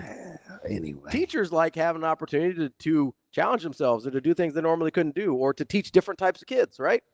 Hey, Shane. Hey, good to see my man Royce. So we see it in college. We see it in high school. But all of a sudden when Westside tries to develop a good football program that they can Why you use us? Recruit to, or Miller North has a good baseball program that they can recruit to, all of a sudden that's a problem. We're cool with IB. We're cool with band. We're cool with magnet. Opportunities aren't opportunities for kids. And what happens? What happens if Westside's a great academic school, right? Yeah. But what happens if you I didn't hear this when Central was winning 6 basketball championships. Yeah, nobody cared about competitive balance then. How many times did Benson beat Central in that stretch, huh? How did Hunter Salas end up at? Didn't live in my neighborhood, I know that. Anyway, Shane, so it is blurry for our guys in the stream and gals. I see that. I'm sorry. We'll have to. Yeah, I don't know. Like, is that a Sasha thing or is that above her pay? There aren't very. I don't know. You saw mine. Mine looks clear, right? No, that's crisp. I don't know what. Again, this is where the feed's coming from, so I don't know where the disconnect is. Can I? From right earlobe to left earlobe. You didn't want to be on camera anyway, Damon. So you're not. No, that's true. You don't have to worry about that. Are you like zoomed in or something weird, Shane? What's happening here? I don't even recognize what we're doing. Good talk. What's that song? How does that song go? I'm like 4 or 5 seconds from Wyland? Wyland. Rihanna? People just out here wilding Paul out. McCartney? Wilding out. I think Kanye's on that song too. You know, it's amazing how many educators were vibing with me because they know. Yeah. They do, man. It isn't. Sports is just the easy target. They know. Because even if you benefit from it, they know. Sports is the thing that we keep a scoreboard on. I have a question, though. What's up? Speaking of scoreboard. I like scoreboards. So BC, and it's only Wednesday. Yep. BC was the first one of our coverage guys that picked offense first. Did that surprise you? It was crazy to hear him say out loud. But then I thought about it. He said, well, I assume the defense is going to play well. Not that he's right or wrong. But let me ask you something. As I grab your arm and you're like, why are you touching me? It's fine. Why, when it's us, can what's been the case not continue to be the case in a game? That's a good question. No, I'm dead serious. No, it is a good question. Because it happens a lot. This is the thing. This happens a lot. And he doubled down when he said, well, we got good defensive stats too. So our stats don't matter. Theirs do. Is there any part of you that thinks their defense is better than Nebraska's defense? No. Not even a little bit, right? No. Not even in the same neighborhood, right? No. But can we just get to the root of that, though? Sure. Is it a fan thing? Yes. Because I didn't think. I swear to God, when he said it, I was like, I'm the light bulb that's like in the freezer in your garage. It's the little one, but when it comes on, it's kind of bright. It's not as big as some of the other bulbs, right? Not the one that could light up your backyard. But anyway, so when he said that, I'm like, yeah, man. Like, we always think the other team's stats are going to hold true to be portable, but ours aren't. Yeah. And what's most ironic in this situation is if there's any evidence of one team's stats maybe not being portable, it's definitely Indiana because of the level of competition. I just felt like, and I'm not saying that means they're not good, but what I'm saying is if you were looking at stats and you're saying, hey, if something's not going to be true on Saturday that's been true through the first 6 weeks, it would make the most sense that Indiana's are not. Yeah. Because their level of competition has been very bad, where Nebraska's level of competition has been better than that. Yeah. So if Nebraska's defense, it would make more sense from a rational, analytical standpoint to say Nebraska's defense is more likely to perform at their level than it is Indiana's defense or offense is going to perform at theirs. But you're right, it is a fan thing because did you see the look on my face when he said it? No. I was like, what? Yeah. And I was vibing with putting special teams too. Yeah. But I would have been in the I might have been opposite sandwich. So I would go defense, special teams, offense. I'm okay with him putting offense first, but it's not because of Indiana's defense. It's because we've seen less consistency from the offense than we have the defense. Yeah. So I'm okay if you want to put Nebraska's offense first, but I think it's independent of Indiana. Who was my man that just hit me with the stat? Was that Nate? Yeah, about the PFF passing grades. I can't scroll back to it. I just remember seeing the It name. was Nate. He said that in against zone defenses, Dylan's 5th in the country in PFF rating with 99.5 and something close to the neighborhood of 44.5 against man. Says he was watching a podcast on YouTube that said IU has run that was Nate. man in 20 snaps all year. Okay. So over the course of 6 games, they have run 20 snaps of man defense all year. What I say in the early watch last week. That they play a lot of what? They play a lot of zone, cover 3. A lot of 3. Yeah. 2 to rolling into 3. Yep. And they keep everything in front. Mm-hmm. And I went one step further because I'm vibing. Can I call him Nate he goes by Nathan? Can I say Nate? You can go Nate, I think. I feel bad if he's a Nathan. Nate the Great. Well, we'll see if he's great. That's a good little post. It's nice little. It's so far so good. All right, so Nate the good. Nate the not bad so far. It's too many words. So let's say he's on to something because I can't stand PFF grades, but right. I do think Nate is definitely on to something. And I think those grades reflect what our eyeballs have told us. Correct. Yeah. So I'm gonna ride with Nate the pretty good so far. Nathan. Nate not so bad. Stop it. I think one of the things I'm hoping, and I don't know if it'll be this year. I don't. But one of the things I'm hoping is the less we harp on, like not taking care of the football will always be a thing. Mm-hmm. So it's never going to go away. But the openness about make sure we protect the football, it's the way we can win. When we get out of if we don't make as many mistakes, we can win versus actually just going out and playing free and not making mistakes. Because I do think those are two different things. Yeah. Right now, we still hear the priority was on don't make the mistakes. Yeah. Even though I do want you to play free though, right? You know what I mean? Yeah, but at some point that's going to shift to we're just going to play free, and what happens. And it's been ingrained in us that we're not going to make the mistakes. So I think you'll see. Who called him Young Dylan? Was it BC? That was BC. Young Dylan. If Young Dylan, I don't think he likes Buckhole. If Young Dylan Raiola gets to the point where he's like, you know what? We've won now. We can kind of evolve. I'm gonna take this up a notch. Mm-hmm. I may take some chances because I do think, and we talked about this last week, he's very good with those area throws. He anticipates really, really well. And he knows where the holes are going to be. Left, because he can read coverage. I don't think he's as... And he can layer those throws in his own, too. Letter rippy against man-to-man. Mm-hmm. Even though the conventional wisdom is you'd probably prefer to throw against man-to-man because it's just winning. Yeah. But if your guy wins the matchup. They almost never look as open. That's the problem. Yeah. So you get a little reluctant throwing against man-beaters. He'll start to let that rip, I hope. Hopefully this year. We'll talk to Cynthia Freelund coming up next. Get a little NFL in your life this morning. That's DBM Ravi, Lulla, Hurrdat Sports Radio coming up next. Kicking off hour number 3 here on Hurrdat Sports Radio, AM 590, ESPN Omaha, ESPN Tri-Cities, KFOR in Lincoln. That's DB. I'm Ravi Lulla. That was our producer, Shane Schillerberg's pandering to our next guest, Cynthia Freelund from the NFL Network with the Detroit Lions clip. Cynthia, how are you this morning?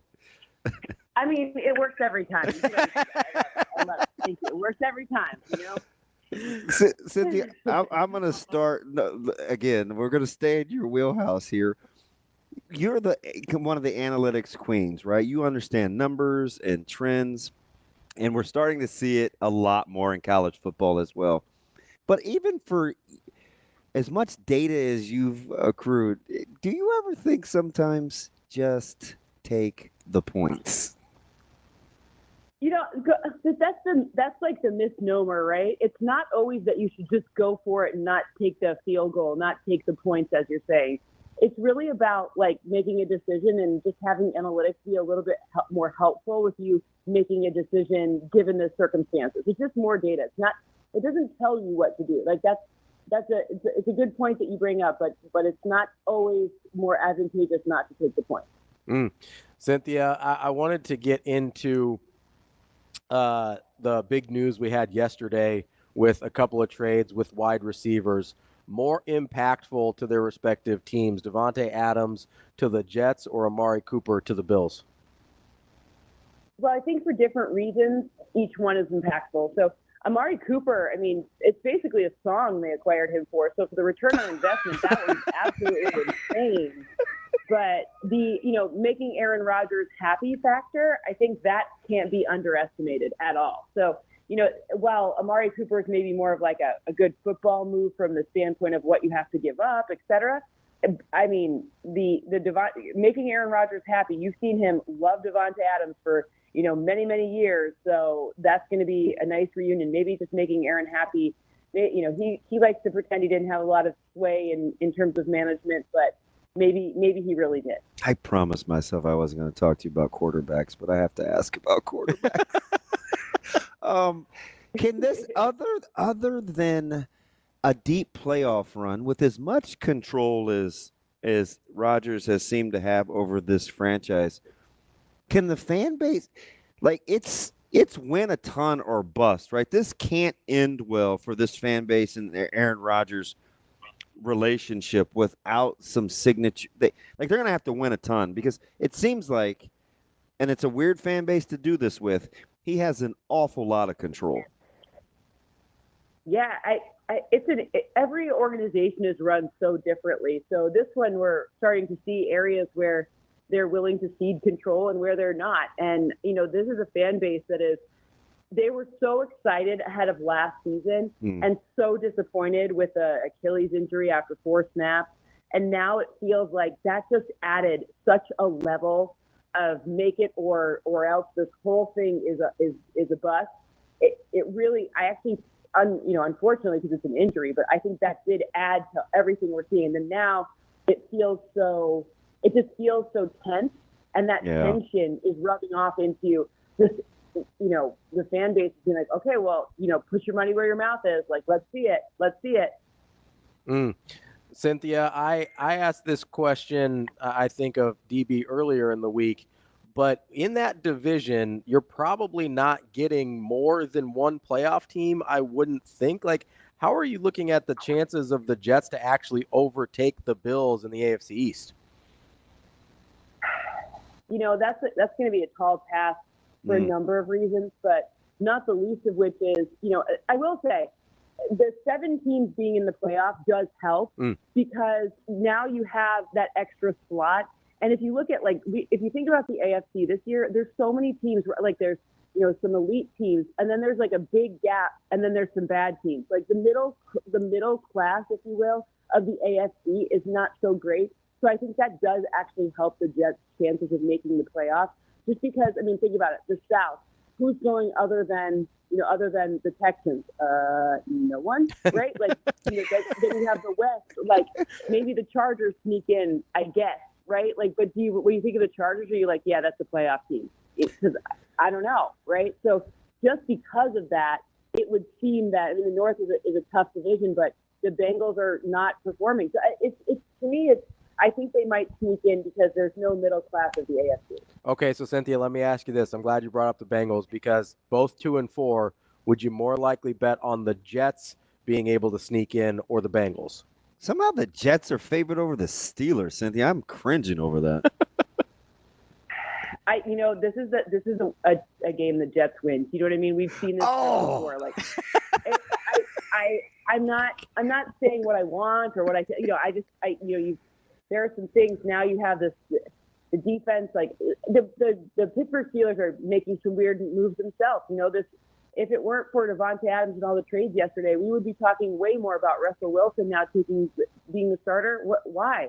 What are you doing? Right? Like these are some interesting questions that the Steelers are posing as well, but it gets kind of brushed under the rug because of the other bigger, splashier things. But look, I think I'd have to take the Jets in that situation just because I think their division is so down. Remember, they still get to play the Patriots and they still get to play the Dolphins. So that makes it a little bit easier. Whereas the Bengals, they're in do you want to play the Ravens? Because I don't. Maybe the Browns, sure. But the Ravens, no. The Steelers, no. So it's just they just have a more difficult situation that they're in as opposed to the Jets, which is a little easier. All right, I'm going to get off the quarterbacks, but I have to use it in the question. Which of these 3 games, Cynthia, is least about quarterback play? Lions, Vikings, Chiefs, Niners, or Jets, Steelers? Ooh, that's a great question. I would probably say, look, only because, the Aiden Hutchinson news is so damning that I think that game is very much changed, and the quality of both teams are going to have to run the football. Aaron Jones, the fact that yesterday we saw Cam Akers return back to the Vikings means probably not going to see Aaron Jones. Just reading the tea leaves here, right? Maybe we do, but he didn't look great at the tail end on the sidelines. That's right. So again, my point is the run game for them has been a stabilizing force that's helped Sam Darnold escape pressure. And Aaron Jones is a big part of that. I don't know if you can plug and play someone else in there, even someone with experience with the head coach. So I think both defenses really dictate the tone of this game. The Lions O-line is excellent. Is the blitzing, pressure happy Vikings defense going to be able to get pressure on Jared Goff or not? Because if the Lions can run, the Vikings will have a hard time of beating them. But on the other side of the ball, if there's no pressure on Sam Darnold, they'll just pass all over the line. So I think that of those 3 games, I would think it's probably that third one. Cynthia, my co-host here doesn't like asking about quarterbacks. I love asking about quarterbacks. So I'm gonna go back here for a second, because he brought up Minnesota and Sam Darnold, and I'm curious if there is anything you saw in the data or analytics, because there's been a little bit of a revival of some of these quarterbacks that we kind of left for dead a little bit, whether it's like Baker Mayfield last year, or whether it's Justin Fields, which we mentioned with that weird Pittsburgh situation. I don't know what the Steelers are doing. Whether it's Sam Darnold. Like, we've seen a few guys, even, Joe Flacco a little bit last year, a little bit this year. You could throw Goff in a little bit. Yeah, and Goff from, a couple years ago now. But there's these guys that we left for dead that all of a sudden appear to be able to play quarterback again. Have you noticed any trends, or is that something you've looked at all to kind of see if there's any commonalities there? Geno Smith, maybe? Yeah, a lot of it has to do with the structure of their offense being able to support the things that they do well and minimize the things that they do bad, right? So do poorly. That's bad English. With Sam Darnold, I bring up the fact. He's gotten to operate from a clean pocket at the highest rate of his career so far. And it's not like Sam Darnold wasn't a good passer. It's just that Sam Darnold under pressure eroded in a different way than his team was able to support. Right? Everyone is worse under pressure. That's why we call it pressure. That's why you do it. And the things that he does that were not helpful with his skill set are now minimized on a team that has answers and has checkdowns that make sense to him. By the way, has probably the best receiver in the league. That always helps, right? Commanding double, triple coverage for Justin Jefferson and then giving all the space, Jordan Addison, et cetera, and now maybe TJ Hawkinson will be back. Like there's a lot of options for him in this offense, and that really helps. And then some of these other guys, that was the same kind of general message for Jared Goff: clean pocket, lots of options in the pass game, and really rely on a strong foundation of run. Great, same kind of thing. Baker had it a little differently because the Bucs they haven't proven to us that they're reliable runners, they're a reliable running team, but they had a lot of answers with top tier receivers. So it's just supporting what this team or what this player does really well with the teammates and the kind of production that helps accentuate their positives and minimize their defenses or their deficiencies. I get it. This one's in Lambeau, and I'm going to give you credit because I remember when you said this in the preseason. I was asking you about some darlings, and you told me to be us to be leery of kind of doing this through free agency in year 2 and the development of the Texans. And I say all that to say their expected points outcome says that they should not be 5-1. Jordan Love has the most touchdown passes per game of any quarterback in the NFL at 2.7. When you watch this matchup, which kind of one of those trends, in your opinion, plays out as you look at this game? Unsexy to say, but it's really going to come down to who can more reliably run the football. Texans bring the most heat in the entire league. They're the number 1 pressure front. They have 2 guys who have over 25 pressures. They're the only team that has that kind of front. And Jordan Love, he has the biggest decrease under pressure of any quarterback in the league. So Incredible. That has a relevant number of passes. Right? You just had that in the old repertoire? Exactly. So, the interesting part here is and we know that, we've seen Josh Jacobs now become extremely efficient. First 3 games, it wasn't as efficient. Now he's really stepping up and becoming this reliable yards after contact rusher. And then on the same side, when Joe Mixon's healthy, 2 100-yard games and a touchdown in each one. It's just who can run, who can establish the run and control the clock. That's going to be who wins this game. We're talking with Cynthia Freelund from the NFL Network. Cynthia, obviously one of the major stories this year is Washington Commanders. Jaden Daniels off to a great start. How much pressure has that put on? So we saw Jerry Jones kind of act a little crazy yesterday with his talk radio show in Dallas. Obviously, there's been a ton of tension with Philadelphia and Nick Sirianni. How much of that is happening in a vacuum, and how much of that is happening as a result of the fact that they're now looking up to the Commanders in the standings? I think Jerry Jones doesn't care. I don't know about I don't think he doesn't care. I don't think I think he's interested in it for the week that they play each other and whatever, but I don't think he's not looking at anyone else. If he doesn't have 17 wins, something's wrong, right? And there's more wrong than that this year. But in general, Jerry is his own man, right? When it comes to the Nick Sirianni's, there is a disconnect there. Maybe we'll hear about it at some point. Something's really weird. I don't know what it is, but I will say that this is a division right now where I actually think the Giants are kind of underrated given their they're a really good bad team. You know what I mean? They're of the bad teams. They're a much better bad team than it seems from their record. But I think it's more that all of these teams have Super Bowl expectations. The Cowboys and the Eagles have Super Bowl expectations ahead of this season. The Cowboys, whether or not it's rational, they have Super Bowl expectations every single season. So when you get to week 6, week 7, and things aren't looking good, this is on repeat. This script, I feel like I've seen this before. I've seen it last year, the year before, et cetera. So this is it feels par for the course from the Cowboys for me. So you're going to tell me 2 things can be true at once, or it is what it is. If I told you that I think the Ravens are the best team in the AFC, and I understand their playoff struggles, and I also understand that the Chiefs have Patrick Mahomes, and they're undefeated.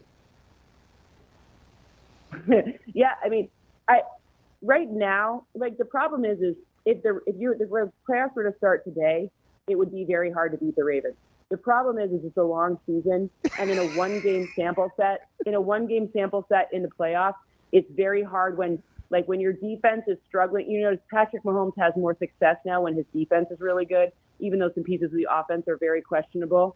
So now you have in a one-game sample size, you're much better off if you have your elite quarterback. Let's just say, because both teams Both are exceptionally elite. They operate differently, but they're still elite. I just think the defense will make a difference in this. And the Ravens defense has not proven to me this season that they're reliable or as reliable as we've seen from the Chiefs so far. Cynthia, I'm a 49ers fan here, so I'm going to indulge myself a little bit. As you've seen them kind of regress, whether it's from injuries or age or whatever, how do you view kind of their window to be a top contender? Do you still think that thing is open, or you think that thing's getting cranked shut on us a little bit here? This year I think it's fine, and I'm actually not so worried about them this year. Like, again, long season. I will be curious to see. We need at least like one running back to be healthy for me to feel confident about that. Yeah, that would be nice. It would help. It would be nice. I mean, next man up really does work for Kyle Shanahan, but at some point you just you don't have a man, so then what, right? But I think that this year they're okay. My fear is, we're talking if it's not this year or next year, it's just going to get really expensive really quick. So that's I'm more worried about their, you got to pay. You're going to have to pay Brock Purdy. There's just some things coming. The salary cap, the relief you get from a rookie, especially a rookie who was, such a low draft pick, that doesn't last forever, especially when you're going to have to pay him. Cynthia, I get it. Tomlin as a home underdog, and he usually fares well. Again, I told you I was shocked that the Jets are favored. That's okay. Can Tomlin's culture, is that what we're banking on, where he can invite something this week as far as saying, hey, Russ is getting reps with the first team, could potentially start, what have you? This is an organization that can take on that distraction, considering we've been talking about this quarterback situation with them since the offseason. If there is one, it's there. But I just don't know if I think that's sustainable for anyone. But I think that Russell feels like a tough sell. I mean, last year it just feels weird to come into a situation, even though he's not, they're not paying him. The Broncos are. It doesn't matter at this point. He's still it felt like every report early in the season was like, they have to say Russell's a starter. They have to, it felt very weird. Like there was a weirdness there that felt like ego. And I'm not sure if this is ego or real or what. Then we don't know what's going on in here, and we'll never hear because it's Tomlin. But something is weird. That's my really deep analysis. It's weird. But I think if any culture can sustain it, it is his. He is the only one who I think the players would give that kind of leash to maybe Andy Reid. Him and Andy Reid. That's about it. I just want when they drop back for a pass, I just want the ball delivered on time and to not always check and see if there was a flag because they hold the ball for about 55 seconds. Like is that you're asking too much, DB. That's doable though? Every play they have, I'm like, is there a flag? I know. Well, it's funny. But watch the Texans. The Texans in the Green Bay game could be the flag leader of the year this year. Those teams, I'm like, come on. You know what's interesting about them is for Green Bay, I noticed that for sure because even in Malik Willis's first start, it was on national television, and I can't remember who they hammered. It was his first start, and their first 5 or 6 plays seemed like they averaged about 9 or 10 yards. There was a flag on every other play, and they still drove down and scored. I'm thinking either LaFleur is a genius or this team is something else, but it is crazy how good Green Bay is offensively, and they can't keep from having penalties. Yeah, I don't know. At some point, your coach can't outcoach that many penalties.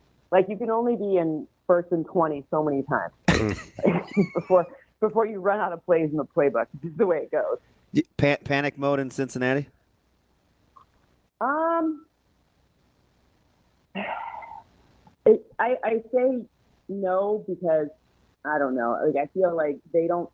Yes, but also no. They're not. They're not a team where we don't get that Jerry Jones swing of emotions. Mm-hmm. So it may not be great, but it's not like I wouldn't say full. It's like oh crap, not like hit the eject button yet. Do you eat the money in Cleveland and make a decision at quarterback? I do. I eat the money. You eat it. I mean, I think that's what it looks like. They're taking their medicine.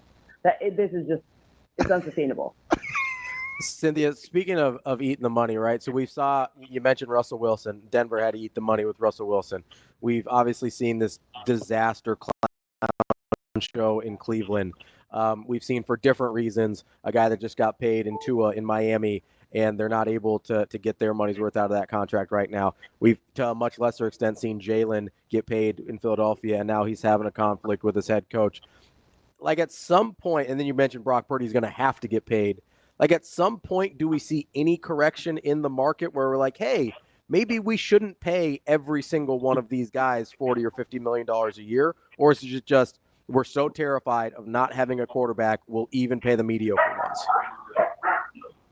My dogs have a lot of thoughts on this. I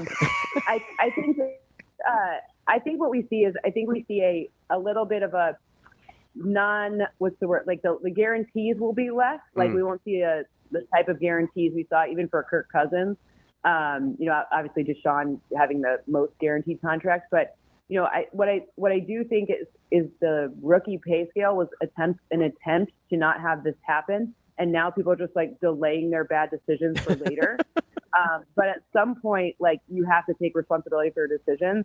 So while we won't see as much guaranteed money, I think people are like, well, we're going to have to figure it out one way or another. And I just don't know if we see like rocket ship hockey stick explosion still, but I still think this is going to be the state of the league until the dynamics of how contracts are created change. Game of the week, Texans and Packers, or Niners and Chiefs? Or do you have another one? Lions, Vikings, maybe? No, not that one. That one was up. Honestly, I'm just glad they're not in the same window so we can like watch them all. My only reason for saying, and I know you're a Niners fan, and I don't mean to offend you. I'm just curious to see if these young quarterbacks who are actually, it's weird because they're playing the exact same number of games. I'm interested to see how they play out. No offense to Chiefs or to Niners. I've seen that game quite a few times, and it's a great game. But I'm more excited to see these new guys. Like, what we never get to see the Packers play the Texans. We just never see it. It's only happened. This is the sixth time it's happened since the Texans have become a franchise. And now you've had C.J. Stroud and Jordan Love playing the exact same number of games. This is like the future of the league. I think that one's a little bit more like, interesting. Let's see what happens. I already know that Patrick Mahomes is capital E elite. I already know that the Niners are epic. I already know that this is a probable Super Bowl, preview. But okay, what about the one that I have no idea about? Well, Cynthia, nobody bats 1,000. You were doing great until the end there. No, we appreciate your time as always. Great stuff, and we'll catch up again soon. Thanks, Cynthia. Thanks so much for having me. Bye, guys. That's Cynthia Freelund from the NFL Network. Just the stats. Right off readily available. Right off the dome. Yeah. She makes you look like you forget things. That's DB. I'm Ravi, Lulla. We got more Hurrdat Sports Radio coming up next. Welcome back to Hurrdat Sports Radio, AM 590, ESPN Omaha, ESPN Tri-Cities, KFOR in Lincoln. That's DB. I'm Ravi Lulla, and we're brought to you by our friends at Union Omaha. Just one more regular season match left on the Union Omaha schedule. Make sure you get to unionomaha.com to get your tickets for October 26th. It's the last one. Don't miss it. It's Fan Appreciation Night. Get to unionomaha.com for tickets and more info. DB. Yeah. How are you doing? Good. You know what time it is? Warhorse time. It is Warhorse time. It's time to bet on it. Brought to you by Warhorse Sportsbook. DB, you know what random stat I was looking at earlier? A lot. I was looking at one. Kind of a random stat guy. You're never going to guess this one. Your random stat was... I would bet... anything that you will not get this. I know what it was. What's that? It was all games in which Walker Buehler and Severino went head-to-head, one another, tied 1-1 in NLDS. You got the sport right. In NLCS, I'm sorry. And the league right. This is a National League baseball stat. Dang, it's not that specific. What were my odds of being wrong? It's pretty specific, but I thought that was a great one. It was a good guess, but it's even more random. Wow. What was it? I was looking up Ozzie Smith stats. Why? I don't know. I used to want to be Ozzie Smith. I had a neighbor that was Ozzie Smith. Yeah. Except he was white. Brian Vecchio. Yeah. Oh, yeah. Little guy, slick fielder. He could do anything with a glove. If you had to guess what Ozzie Smith's career slugging percentage was, Yeah. what would you say? 390. You're too high. That's incredible. A real life punching Judy? Let me check here. Why, Ravi? He did not crack 390 slugging percentage his entire career. Why? Not a single time. Why? In his entire career. Why was I looking this up? Yeah. He didn't really start hitting the baseball till later in his career. He never really hit the baseball that much. Now his average got better. Yeah. But never hit for any, used to be my guy. Never hit for any power. Used to be my guy. His highest slugging percentage in his career was, he did crack it once, 392. Or no, that was on base. 383 was his best slugging percentage ever. 383. In 1983. 87. In his runner-up MVP campaign. Yeah.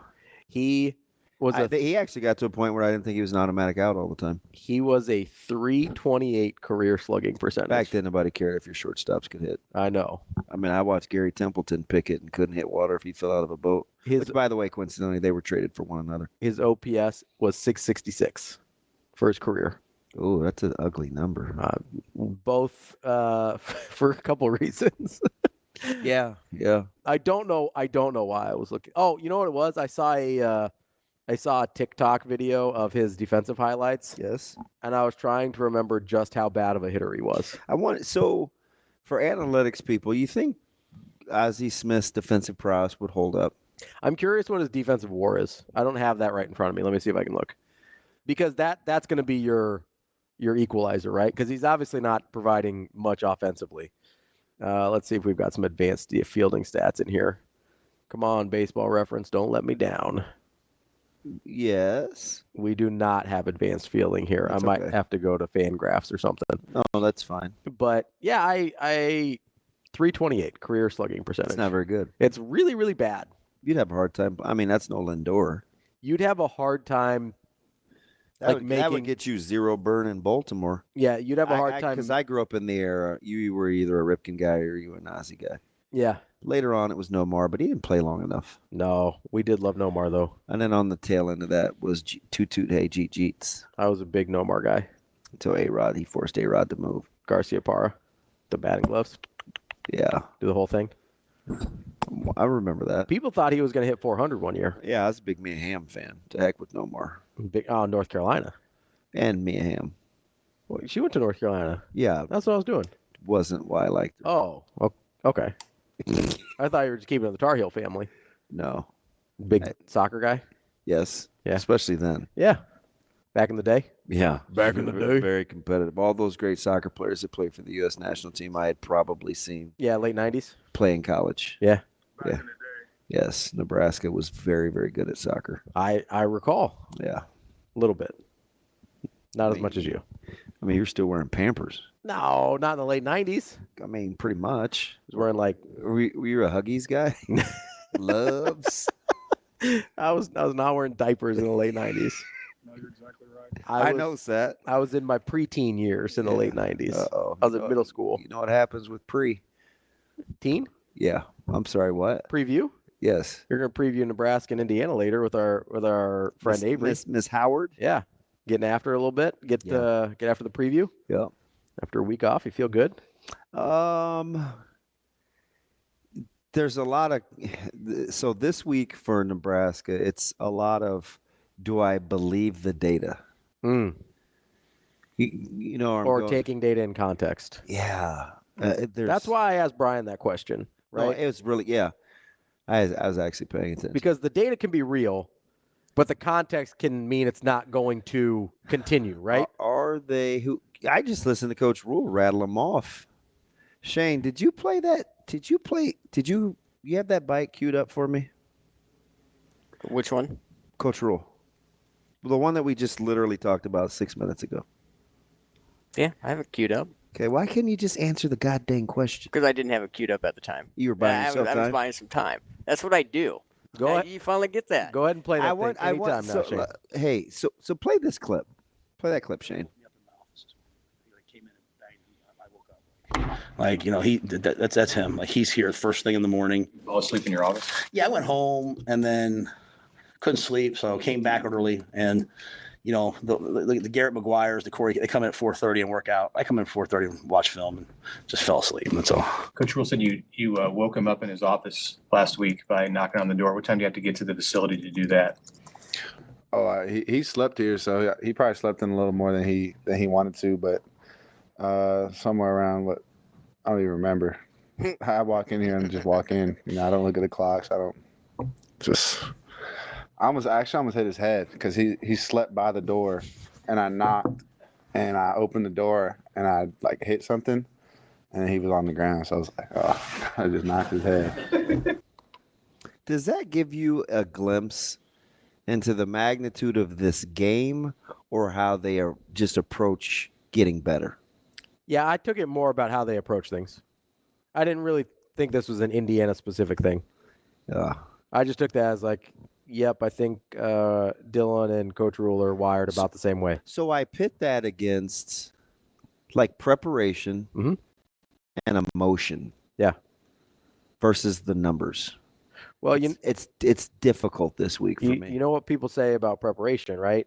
Is it helps for a lot of people. It helps take the emotion out of the situation, right? The more prepared you are, the less emotionally volatile a lot of people will be in those situations. I don't know. You don't think so?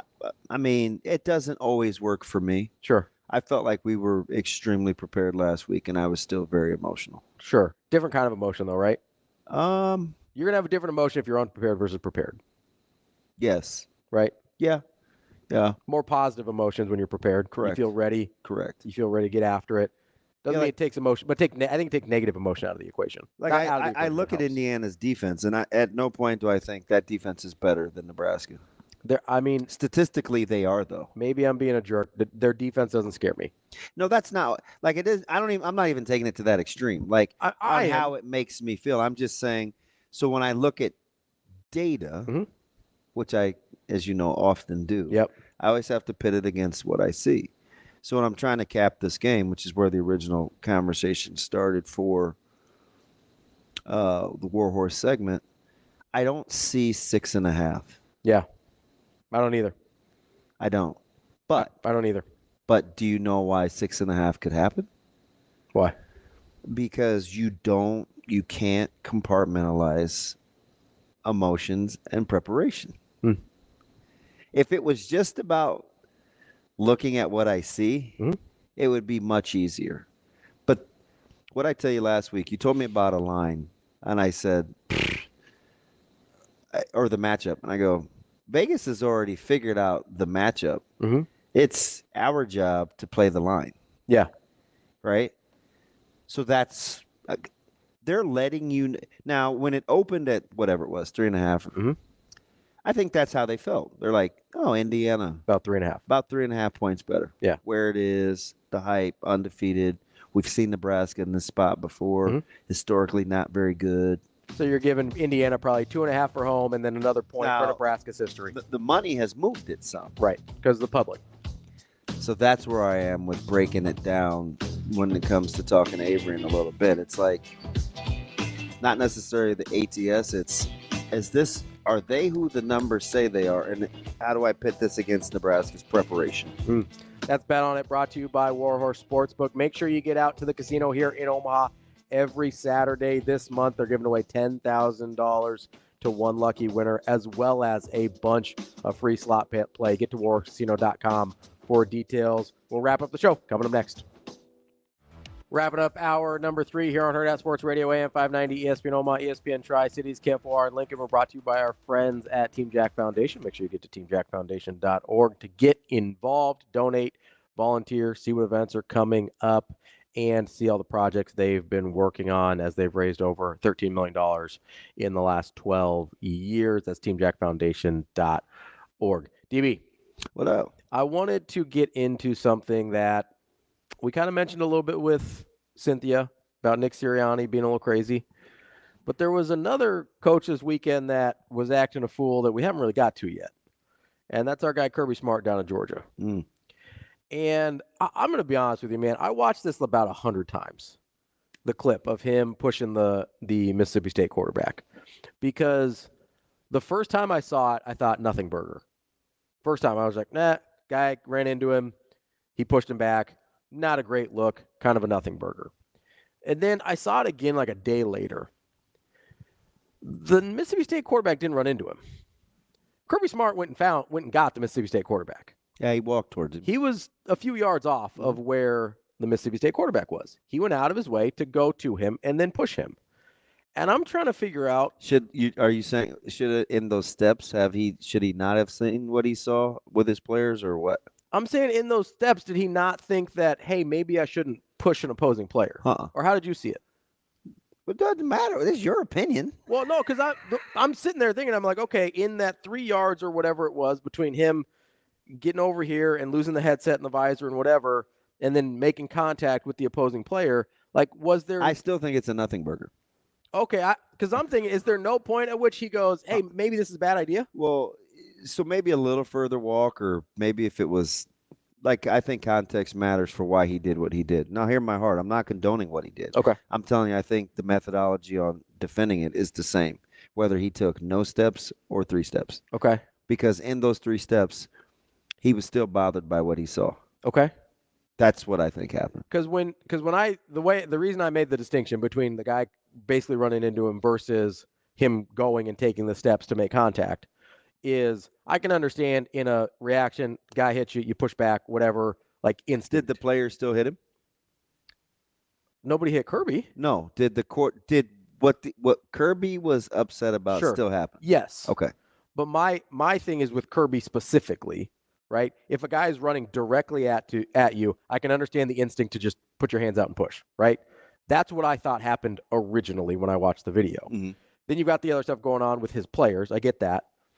But when I see a head coach go walk over to another player and then still decide to make contact, the reason I make the differentiation there is because of the time you have to process your action.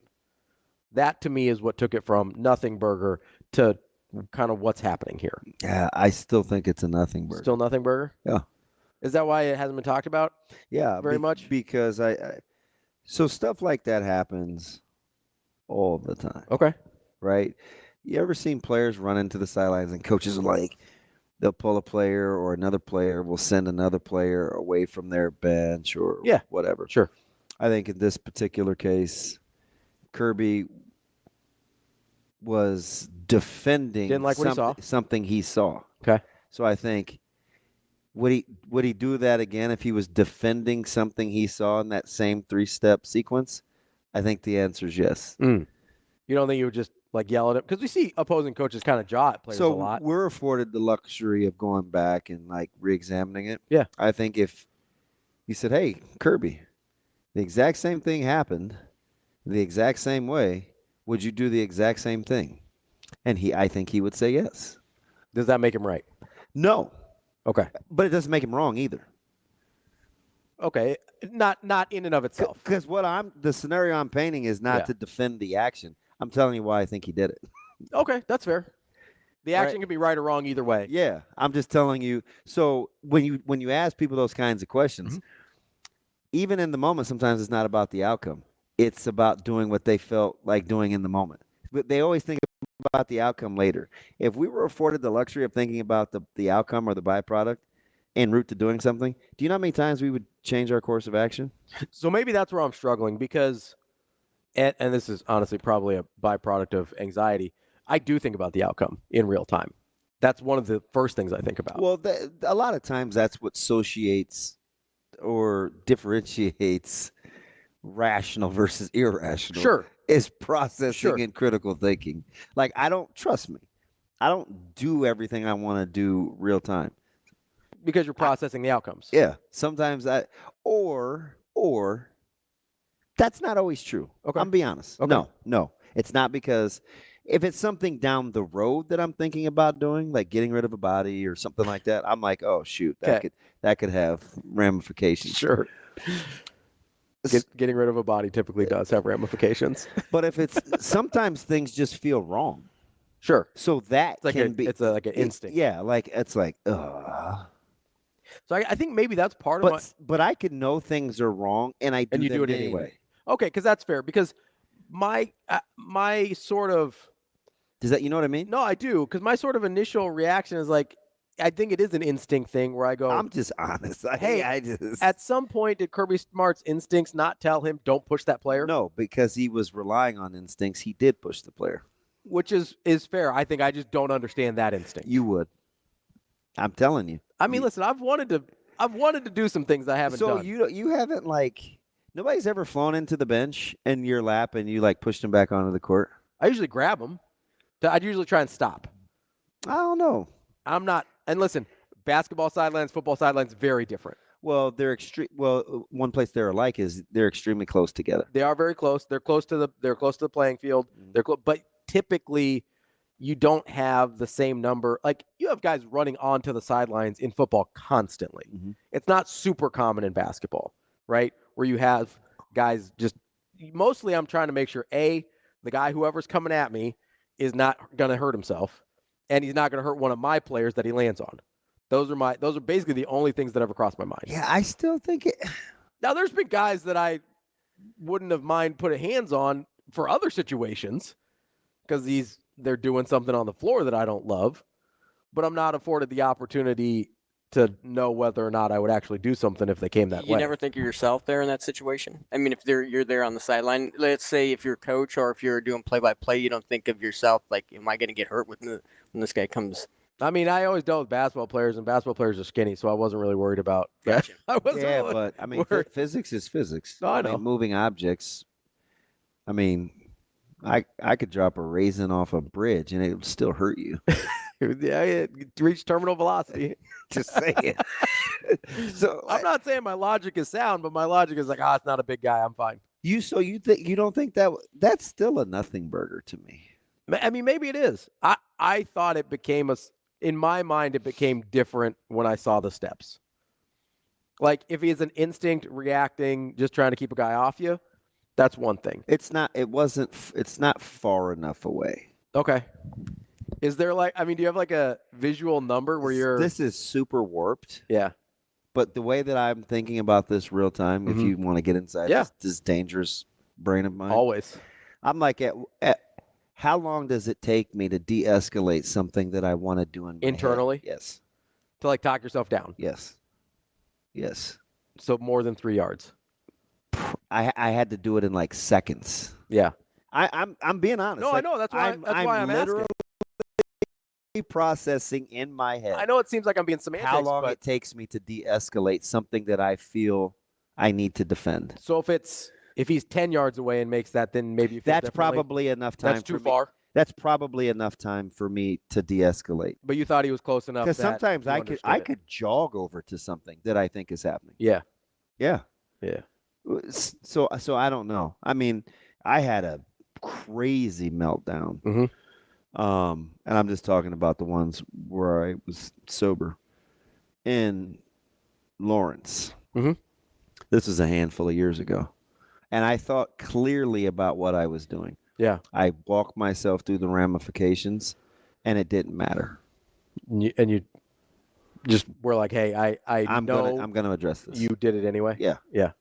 So it's and that was over I mean, Jay was pregnant at the time, and somebody said something they shouldn't have, and she's kind of in harm's way. Yeah.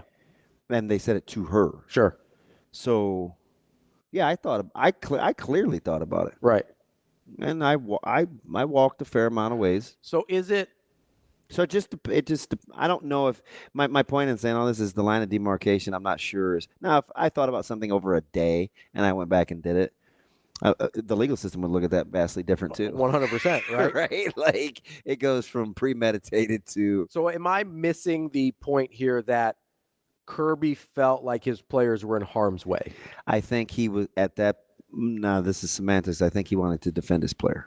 Okay. Because to me, those are two different things. I think he wanted to defend his player. Because defending your player and thinking they're in harm's way, to me, are different. And again, just processing through this without condoning the 100%, yeah, right or wrong. Obviously, I'm telling you why I think he did what he did. Obviously, shouldn't push the player. That's where we're starting. We're starting, and nobody really seemed to have had a problem with it. Yeah, and that's kind of why I was wondering. Because I think people think those things happen, and it happens a lot. That's fair. Like it happens a lot. Am I wrong for making the distinction between somebody in harm's way and just defending somebody? I think it's kind of nitpicky. I think it's different. I think I'm making a distinction between protecting and defending. Protecting is like immediate danger. Defending is like I feel like somebody's being done wrong. And if you asked him, he wouldn't say I was defending my player. You know what he would say? What's that? I was protecting my player. And maybe that's the difference. I think that's maybe it. him processing in real time is. And now that people think I'm crazy, there's our psychoanalytical moment. I mean, I don't know that there's a whole lot of people that listen that didn't think you were before. That's DB. I'm Ravi Lulla. We'll be back tomorrow on Hurrdat Sports Radio.